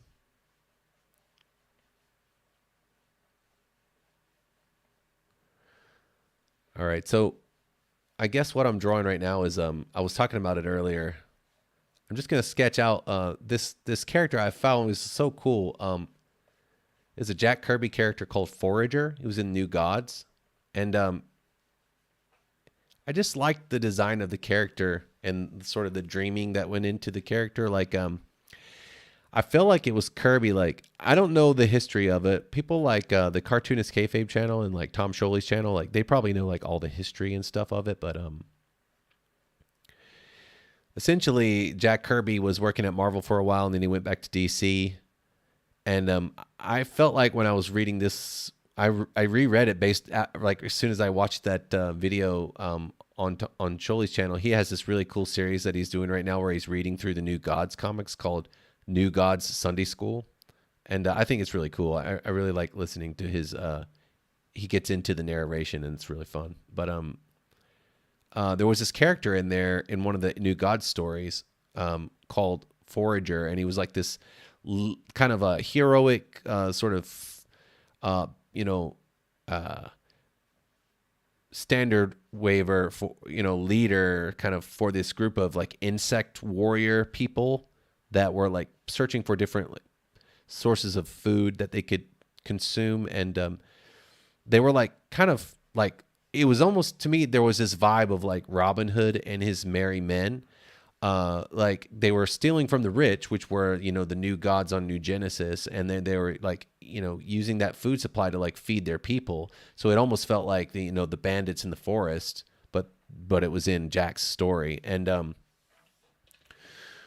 I really liked that character because it had this kind of vibe where it was like,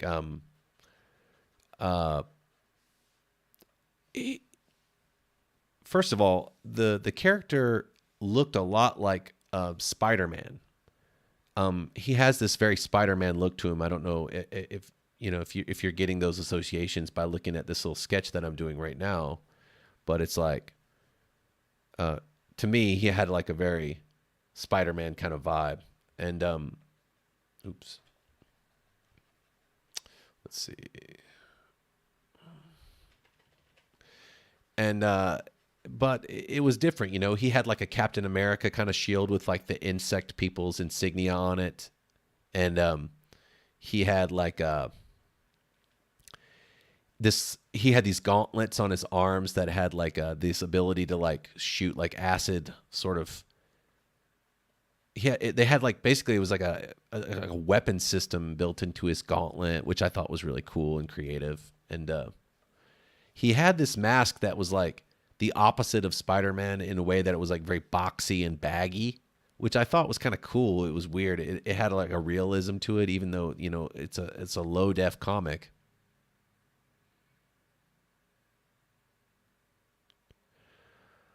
Oh yeah, Red Apple, I can sketch on paper. My sketchbooks are, I mean, I'm not great, I am not like a super high level artist by any stretch of the imagination, but in earnest, I'm working on it slowly, to, get back my skill that it was almost like picking up where I left off, I guess. I had some level of skill when I was in high school. I knew guys that were much more talented than I was, but yeah, I had some level of skill.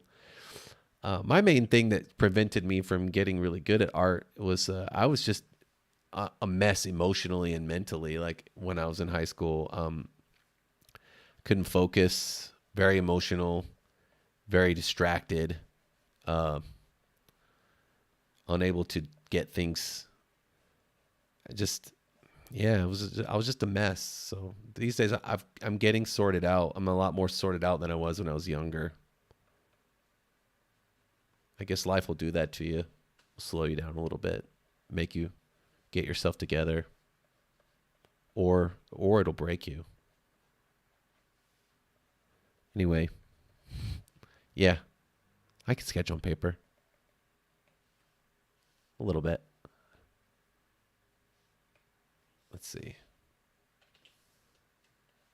Actually, I'm much better on paper than I am with this tablet. I'm always drawing on my iPad, so it's so weird like talking into this microphone, looking at a screen and drawing with my hand.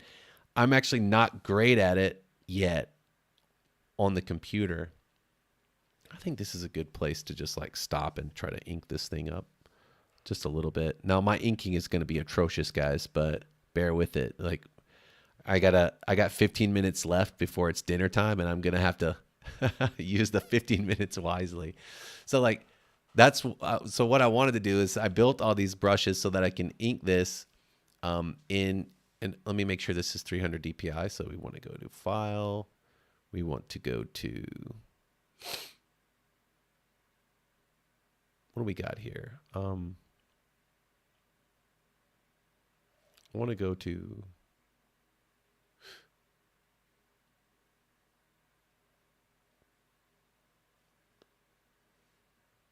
da, da, da, da, da, da.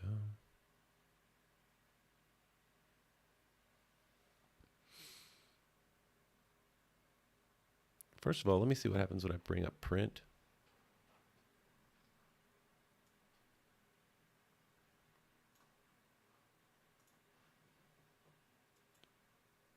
but I know it's so difficult to close and accustom with the program. Yeah, it's pretty difficult.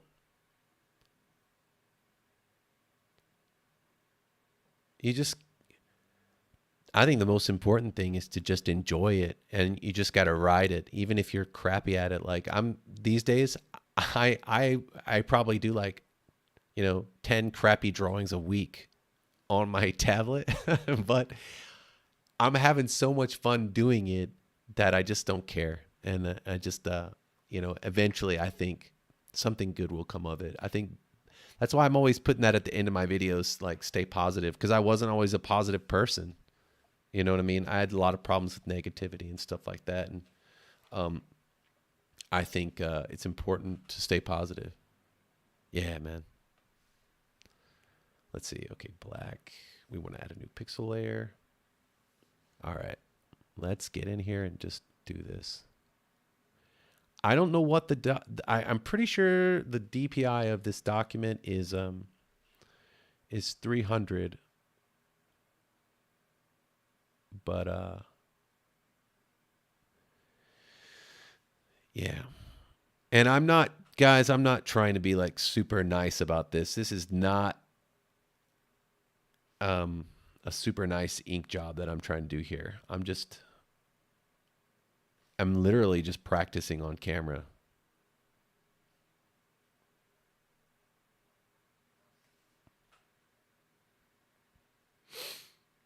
Right. I think so too, Stream Doc. I think it's so important, like if you're miserable doing it, you're not going to want to do it. You're not going to want to keep doing it. That's the thing about studying too. I'm a teacher, and I see kids all day long, every day. That's my job. And, for the most part, like I'm trying to get them to enjoy the act of learning, right? And what I have learned about children is that, and it's funny because it's the same for adults. It's kind of a universal truth. It goes a little bit further than the maxim. You can lead a horse to water, but you can't make him drink. Right? Like it's like when you try to force something on kids, they will reject it every time. And that's why they always end up doing what you tell them not to do. You know what I mean? So when somebody tries to tell you not to do something, what do? You do it right away. You know what I mean? Because people don't like to feel forced. That's the animal in us, I think. Well, thank you so much, Red Apple.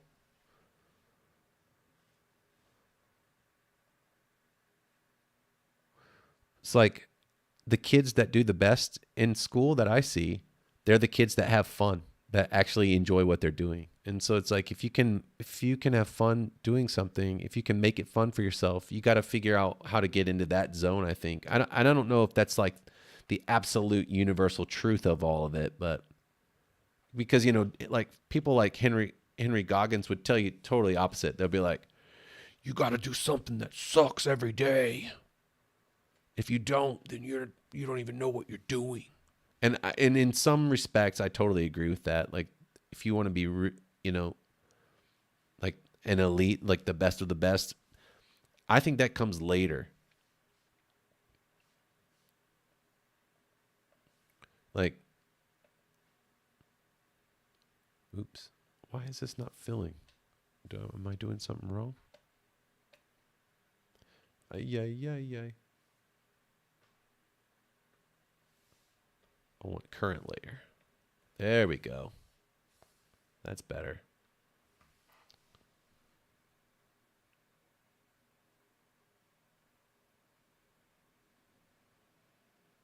I think so too, Doc. Yeah, I think.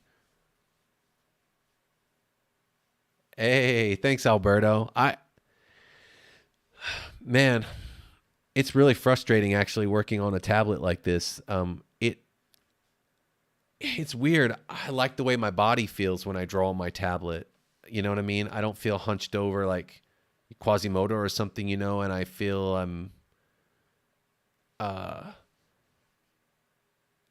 my eyes are much more comfortable. That's one thing. I have a hard time with my iPad. My eyes get fried on my iPad. Like after an hour, I just got to take a rest because I can't I can't do it anymore. It gets too hard. Like, um, it, my eyes just get fried. You know, I don't know if it's because I think it has something to do with the proximity of the iPad, like being further away from it. Like my monitor is about 1.5 feet away from my face.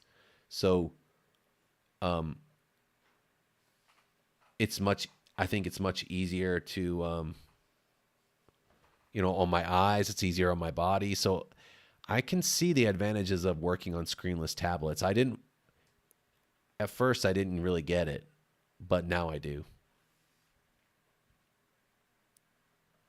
How about this pixel brush, guys? Isn't it fun? Like I can like draw and then I can hold down Option and erase instead of switching to another tool.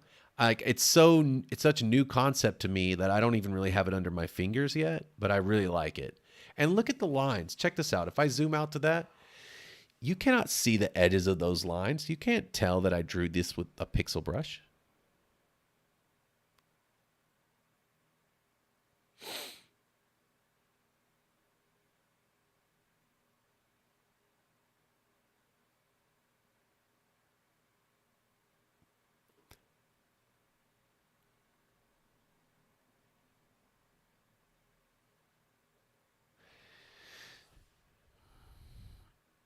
Oh, thanks. Yeah.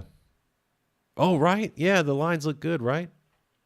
I don't know. I'm becoming converted to the non anti-aliased pixel brush.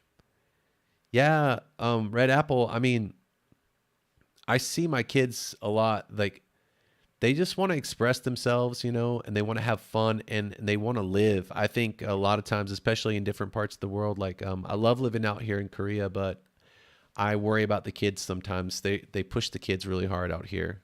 Um, they deal with it really well actually, but it was a lot different from my childhood. But that being said, they may have opportunities and skills in their future that I didn't, based on the way the educational system really pushes them a little bit.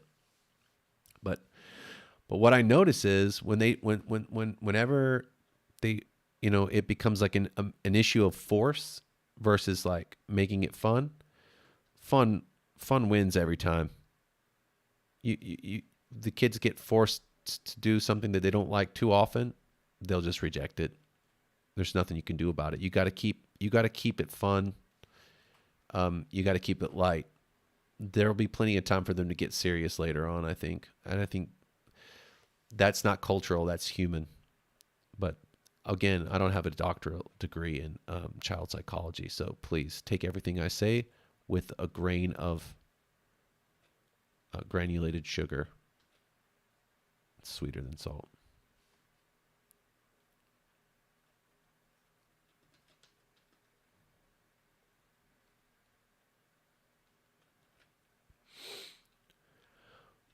Well, Doc Doug, I'm an ESL teacher. Mostly, I just want the kids to try to talk to me. That's my whole bag, like that's the whole purpose. I'm there, just to give them an opportunity to try to speak in English. But if they don't, you know, I can't. There's nothing I can do about it. So there's no forcing that. Like you can't force the kids to enjoy that. And they've all got hangups, just like we had when we were in school. Like they don't feel like they're smart enough or pretty enough or or strong enough or whatever their insecurity is as a child. It's affecting their confidence, and they don't want to open up and talk to you.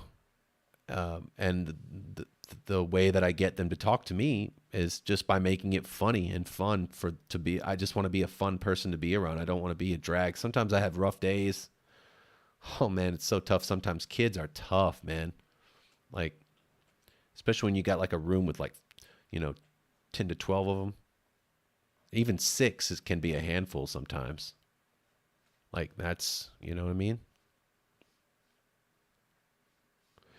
Guys, right now I'm just getting in here having fun doing some I'm trying to get that Mike Royer stuff going on, but it's not with all that.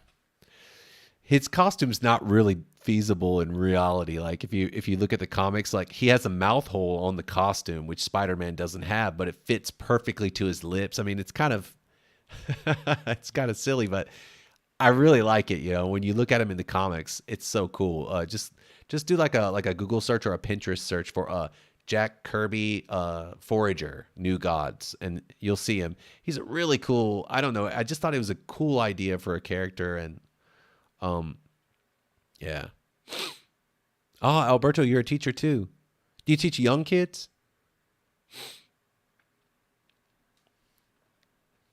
That's what I teach mostly. I teach a few older kids, but most of them are elementary school.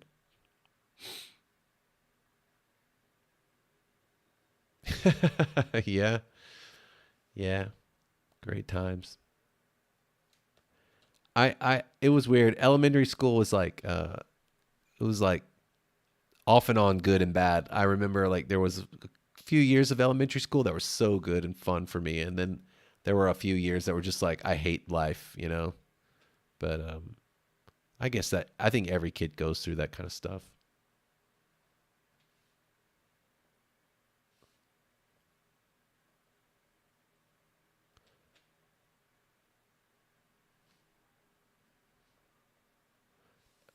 I don't know what these marks are, guys. I'm experimenting with texture and light. I think I'm gonna just leave it like it is. Ah, it's 6 o'clock. I wanted to add some color to this. I'm gonna add a little color. It's gonna try to be done by 6. Ah, primary school PE. Nice. Man, sometimes I wish I could teach PE class. Oh man, I see them out there on the playground having so much fun, and it's like, oh, I'm in here, and some days they love to come to my class. They have all this energy, and they want to talk to me, and they want to tell me all kinds of stuff. And then other days it's like they're so worn out and they don't want to do anything, and it's like I'm dragging like a team of horses, towards a barn, and they don't want to go, and it's really tough.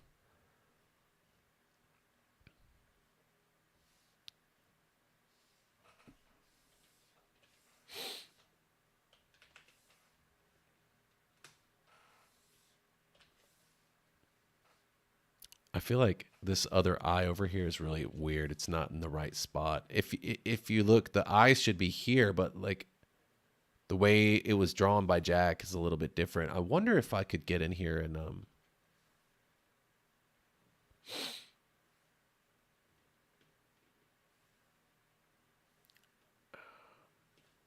I thought that we now had access to the warp mesh group in 2.1. I'm not sure, but here's what I'm going to do. I think I'm going to go in. I'm going to erase the eyes. Actually, I'm going to move them a little bit. I'm not going to erase them.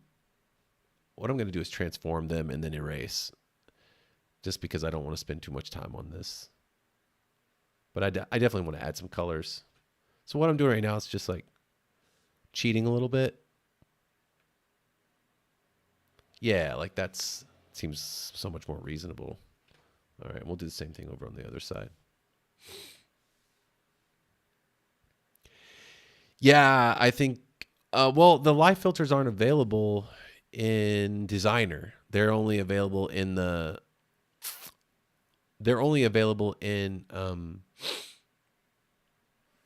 Photo or working in Publisher. But that being said, I swear I saw a post that we now have access to the warp mesh that's in Photo, but we now have it. We can now access it in Designer. Don't quote me on that. I haven't gone in and really taken a close look at the information concerning the new release. I'll turn snapping off. That would make it much less frustrating. I'll hit OK. Okay, cool. And so now I'll just go back in and do a little doctoring on this sketch jam sketch. Oops. There we go.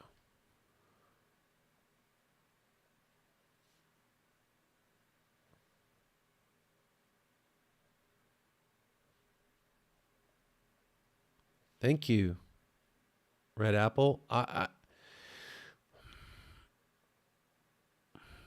hope to build up my skills more over the next, you know, however long it takes. Yeah,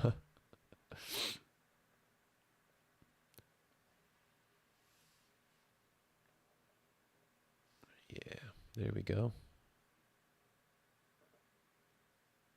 Let's give that nose situation like a little shape.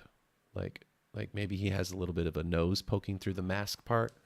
But I don't know, the way Jack draws it, it looks like almost like a shield, like a nose guard. I kind of like the nose guard look. What do you guys think? Making decisions is tough, right?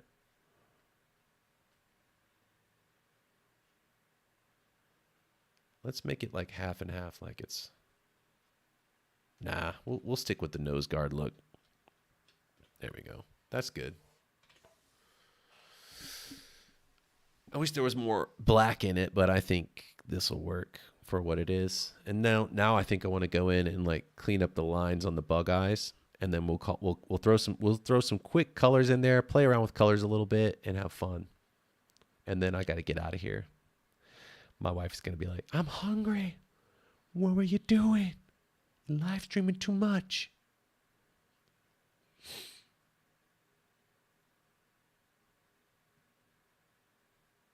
Is it really? Hold on a second. Let's see. Well, but StreamDoc, where are the filter? Where are the filters? Where are the filters at in Designer? Oh, snap. Oh, okay, I found it. Nice. Yeah. Thanks, Red Apple. I'm going to try to stream on Saturdays, but I can't promise that I'll be able to do it every Saturday. We got so much going on in our life lately. My wife and I, we've got a lot of stuff to do, so it's tough right now. But hopefully, by winter, things will be really stable, and I'll be able to have like a really set schedule.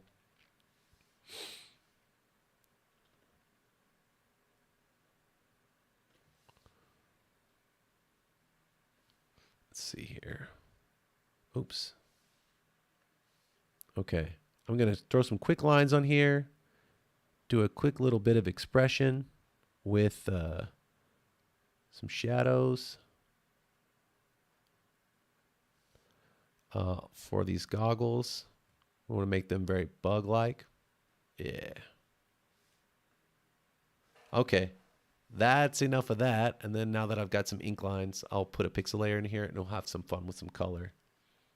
Let's go and get my swatches. Actually, I don't need many colors for this. So I think what I'm going to do is I'm going to go to sliders. I'm going to keep my CMYK sliders, and I'll just use my sliders for this. I like to do CMYK. A lot of people, I always have to like sort of talk about it a little bit because people are like, "Why are you doing that, man? RGB is better." Of course, I understand all the differences between the two. Now I understand, but I like, good old CMYK. Let's see. Oh, and I meant to make one bigger brush. And we're going to make this one the size 128. Close and then rename it. These rounds are for coloring and straight lines and things like that. And so if I ever need to, change the size of them,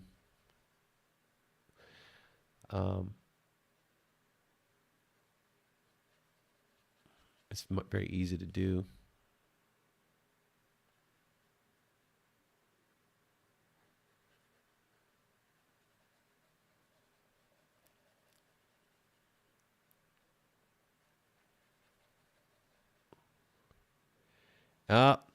Thanks, Red Apple. You out of here?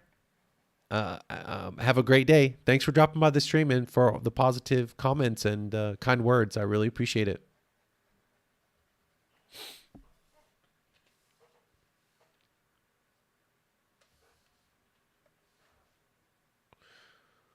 Man, I can't wait till they get the cursor situation fixed in Affinity Designer. I don't like the circle on the cursor. I really hate it. I like the crosshairs. It's my favorite is the crosshairs.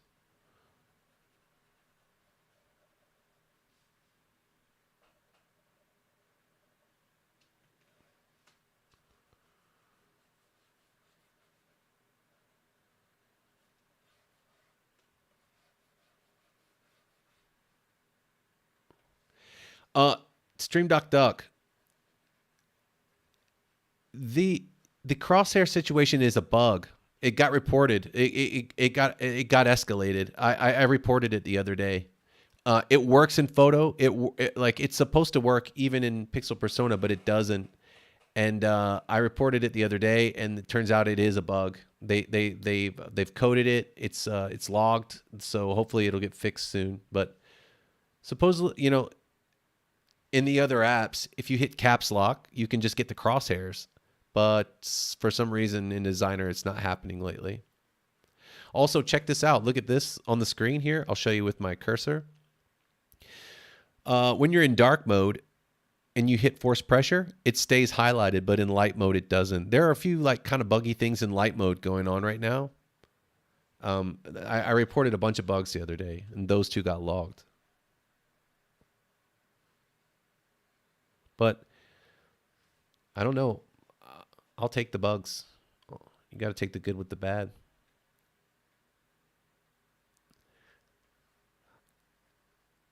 Now, my wife will understand. In fact, if she wants me to do well. It was her idea for me to make a YouTube channel, so she's like super supportive of me doing stuff like this. And the other day, she, if it gets bad, she'll jump into the chat and she'll start scolding me like, where are you? I'm here at the restaurant. Why aren't you here yet? But she's not waiting on me. My wife, she's cool. She'll send me a text when she gets ready. She hasn't texted me yet, so we're good. We both got a bunch of stuff going on today. Let's see. And go back. Get down to something really tiny. I don't even really need to do this, I guess, since this is kind of a sketch jam. But whatever. We're going to get in here.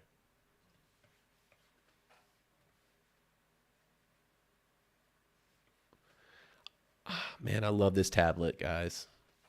It's crazy. I've not been able to talk about it because I don't use it much. I haven't been streaming with it, but I'm a big fan. I'm so impressed with it, with XP Pen. And I don't know, maybe I'm biased because I like underdogs. You know what I mean?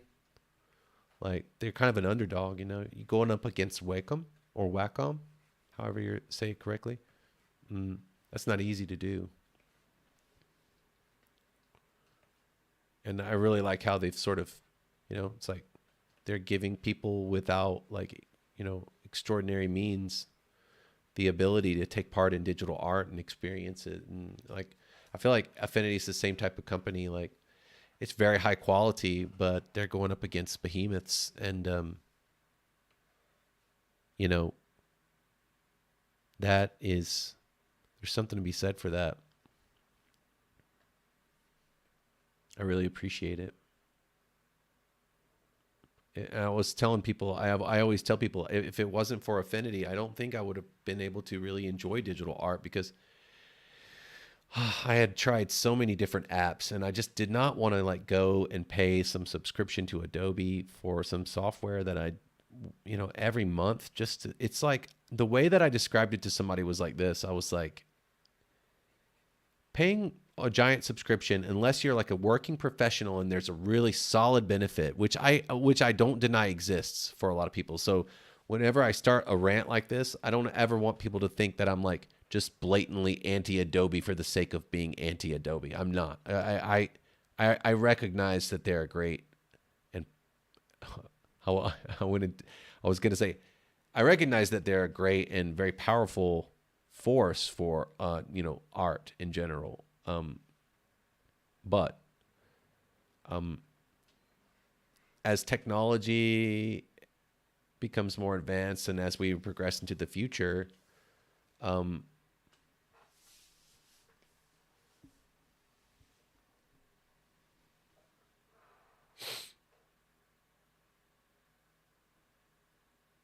budget prospect Q on XP Pen. Yeah, that's what I mean. Yeah, and I think it's great, and I for me it was a godsend. So I just really appreciate it. All right, this is the last thing I'm gonna do, and I just want to say this is it's been a really fun stream, even though we had a lot of problems at the beginning. But like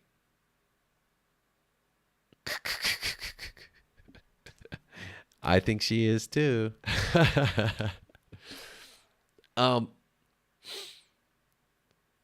So what was that? I was Red Apple. You're hilarious. Yeah, my wife is amazing, man. And she's my angel. Okay, so I wanted to show my last thing that I wanted to show today was just like some simple stuff, like up here in the quick colors, you've got null, black, white, and 50% gray, right? And if you know things about layer modes and such, you will know that layer modes don't really work the same in CMYK as they do in RGB. That being said, because when we are working in CMYK, there is still the element of gray, right? So for example, look now, I have black selected and it's giving me these values for black. Now watch this. If I line these all up, it doesn't matter what value I line them all up on. If I line them up on 72 or 75 like this, let's actually bring it lower so you can see the real situation. The lower I bring these values, and if I line them up, they basically create gray, right? Because it's all colors, and everybody knows that all colors together make black, right? That's one of the basic things you learn as a kid, like red and blue make green. And that's another reason I think I like CMYK, is because it's related to my earliest experiences with like color and art and stuff like that. But so if you look at this, it all makes gray, right? So there are layer modes that you can still utilize it to some degree that require, gray tones be like a sort of an element in the computation, right? So in this particular situation, I'm going to do some screening just for fun. Now this wouldn't be done, I guess, in the vintage comics, but it's still fun for me to play around with, so I'm going to do it. So what I'm going to do is I'm going to call this one a screen layer. Let's call this one screen, 35%. And I'm going to call this one multiply. We'll call this one 45%, and we'll see how that works. So I'm going to set that up just like I wrote it down. And the percent is actually the opacity. So this is screen, and this is 35%. Now check it out.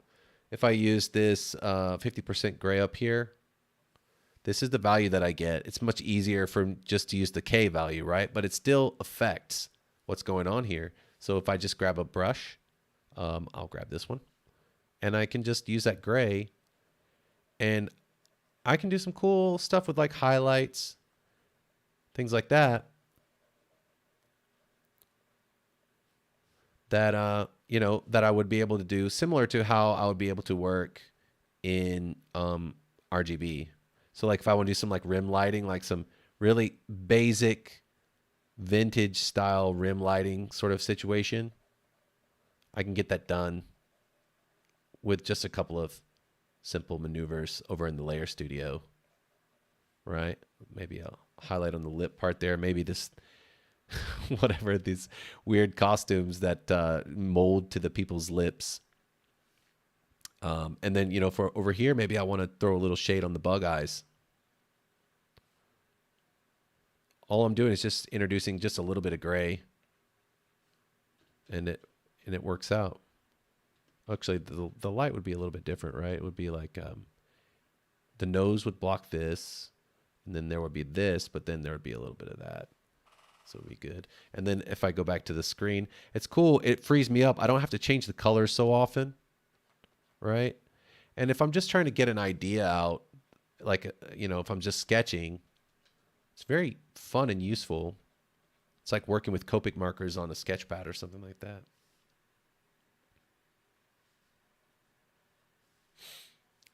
So, yeah. Guys, my wife is probably super hungry. I gotta go. I hope you guys had fun time hanging out with me. I know I definitely feeling some super positive vibes from everybody. I really appreciate it. Stream Doc, Red Apple, Alberto, you guys, it's been so much fun. I really appreciate it. I'm gonna give a couple of minutes for the last chat to come in, and yeah. Hey, my pleasure, Stream Doc. You take care of yourself. You guys be good. Have a great day.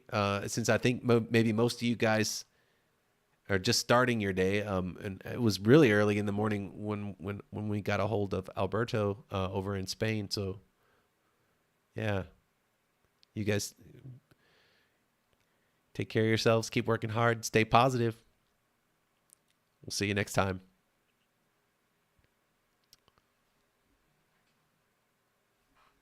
You're welcome, my man.